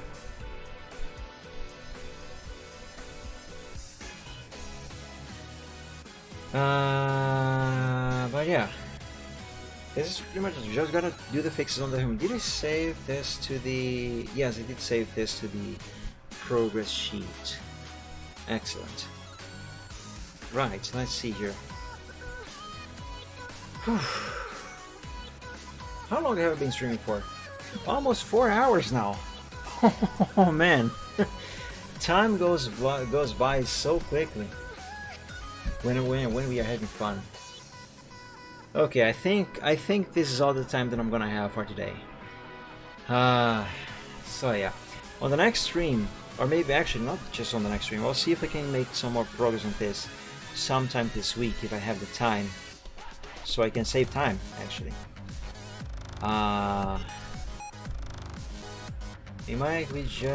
We was just for fun on the TMP site, and then I clicked just for fun at your Twitch and your live. Well, you are very welcome. Everyone is welcome. You also gotta go, Matt. That is quite fine, because I actually am going to end the stream now. But I have been streaming for almost 4 hours now, and specifically, to be exact, 3 hours and 46 minutes according to OBS. And this is pretty much all the time that I have for today. Let me just what is this? Okay, let me just fix the size of this canvas, because I don't think I'm gonna need to add anything else to this one. And let me add the date in which I drew these progress over here. Oops, I want the brush. Give me the brush. There we go. Let's put the date. What day is it today? Today is the 21st, so 03. That's a weird 3. Still a weird 3. There we go. 3. 21st of 21. And today is Sunday. There we go. Sunday. And let's reduce the size of this canvas, although I am still going to need more space. So yeah, let's stretch it here and save. Alright, so yeah, as I was gonna say, I'm gonna end here because I have been streaming for almost 4 hours now, and this is all the time that I'm gonna have for today. So Matt, I don't know if you're still on the stream, have a very good night and an awesome week. And for the usual end of stream reminders, so guys, I stream every Wednesday, Fridays and Sundays at 8 p.m., 7 p.m. and 3 p.m. Eastern Time. On Wednesdays and Fridays I stream a different game every week, and the difference between these 2 days is not only the time, one starts at 8 and the other starts at 7 p.m., but also the language. The Wednesday streams, they are exclusive in Portuguese, while the Friday streams, they are in English, just like the Sunday streams. And on Sundays I exclusively draw live, like today. So if you guys would like to watch this content, you all are very welcome to join in any of these days. So yeah, my friends, everyone, thank you so much for joining. I hope you have enjoyed. For you guys who have joined the stream just now, I'm sorry you only caught the end of it, but I hope you have enjoyed the little you did catch. But yeah, these are the times I stream, the days I stream. If you guys would like to see specifics, you can type schedule on the chat, or check the schedules on my Twitch channel over here. And yeah, so my friends, that's going to be all for today. Thank you all so much for joining. I hope you have enjoyed. I wish you all a very good night. I wish you all a very good week. And until we meet again, God bless you, stay safe, stay healthy, and I'll see you all in the next one. Until then, bye bye.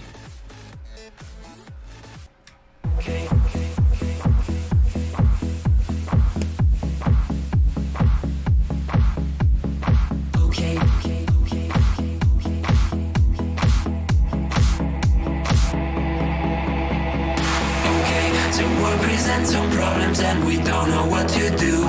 You've come to find your feelings and exactly what you knew. The odds are stacked quite poorly if without a winning hand. But bear in mind your bearing's only worse if you don't try. Don't bet on taking trips because they'll turn your trips to trash. You've got to set your sights and hopes on setting not to crash. The truth can seem quite big if you don't make your plans unfurl. But I will not let them on my opinion of such enough. Bet on sinking ships because they'll turn your chips to trash. You've got to set your sights and hopes and setting not to crash. The truth can seem quite bleak if you don't make your plans unfurl. But I would not let that mar my opinion of the fact that if you could fix the failings of the current paradigm, we would have a hero who's supposed to be elusive and on time. Just on time. And then we would all contrive new conflicts, you know. So bet on sinking ships because they'll turn your chips to trash. You've got to set your sights and hopes and setting not to crash. The truth can seem quite bleak if you don't make your plans unfurl. But I would not let that mar my opinion of the show. Bet on sinking ships because they'll turn your chips to trash. You've got to set your sights and hopes on setting not to crash. The truth can seem quite bleak if you don't make your plans unfurl. But I would not let it mar my opinion. Stipulations placed before you to get all the things you really need. Mr. Big may make things hard, but you have got to plant your seeds. Go to war, fight more. Your dreams thrive by competition. You'll find no one famous ever got there just by flinching at their foes. Cling against the torment claw with all your might at what you know. Don't let go, just grow. Don't wait or play to indecision. Don't bet on taking trips because you've got to be more grand. You've got to think ahead and carry out the things you planned. Citrus can be your fears when you can see where fossils lay. Don't quit on hopes or dreams when you have simply got to chin up. Don't bet on sinking ships because they'll only drag you down. You've got to keep on sailing even when you want to frown. The world will keep on turning without matter where you land. You might as well be running when your feet should hit the sand.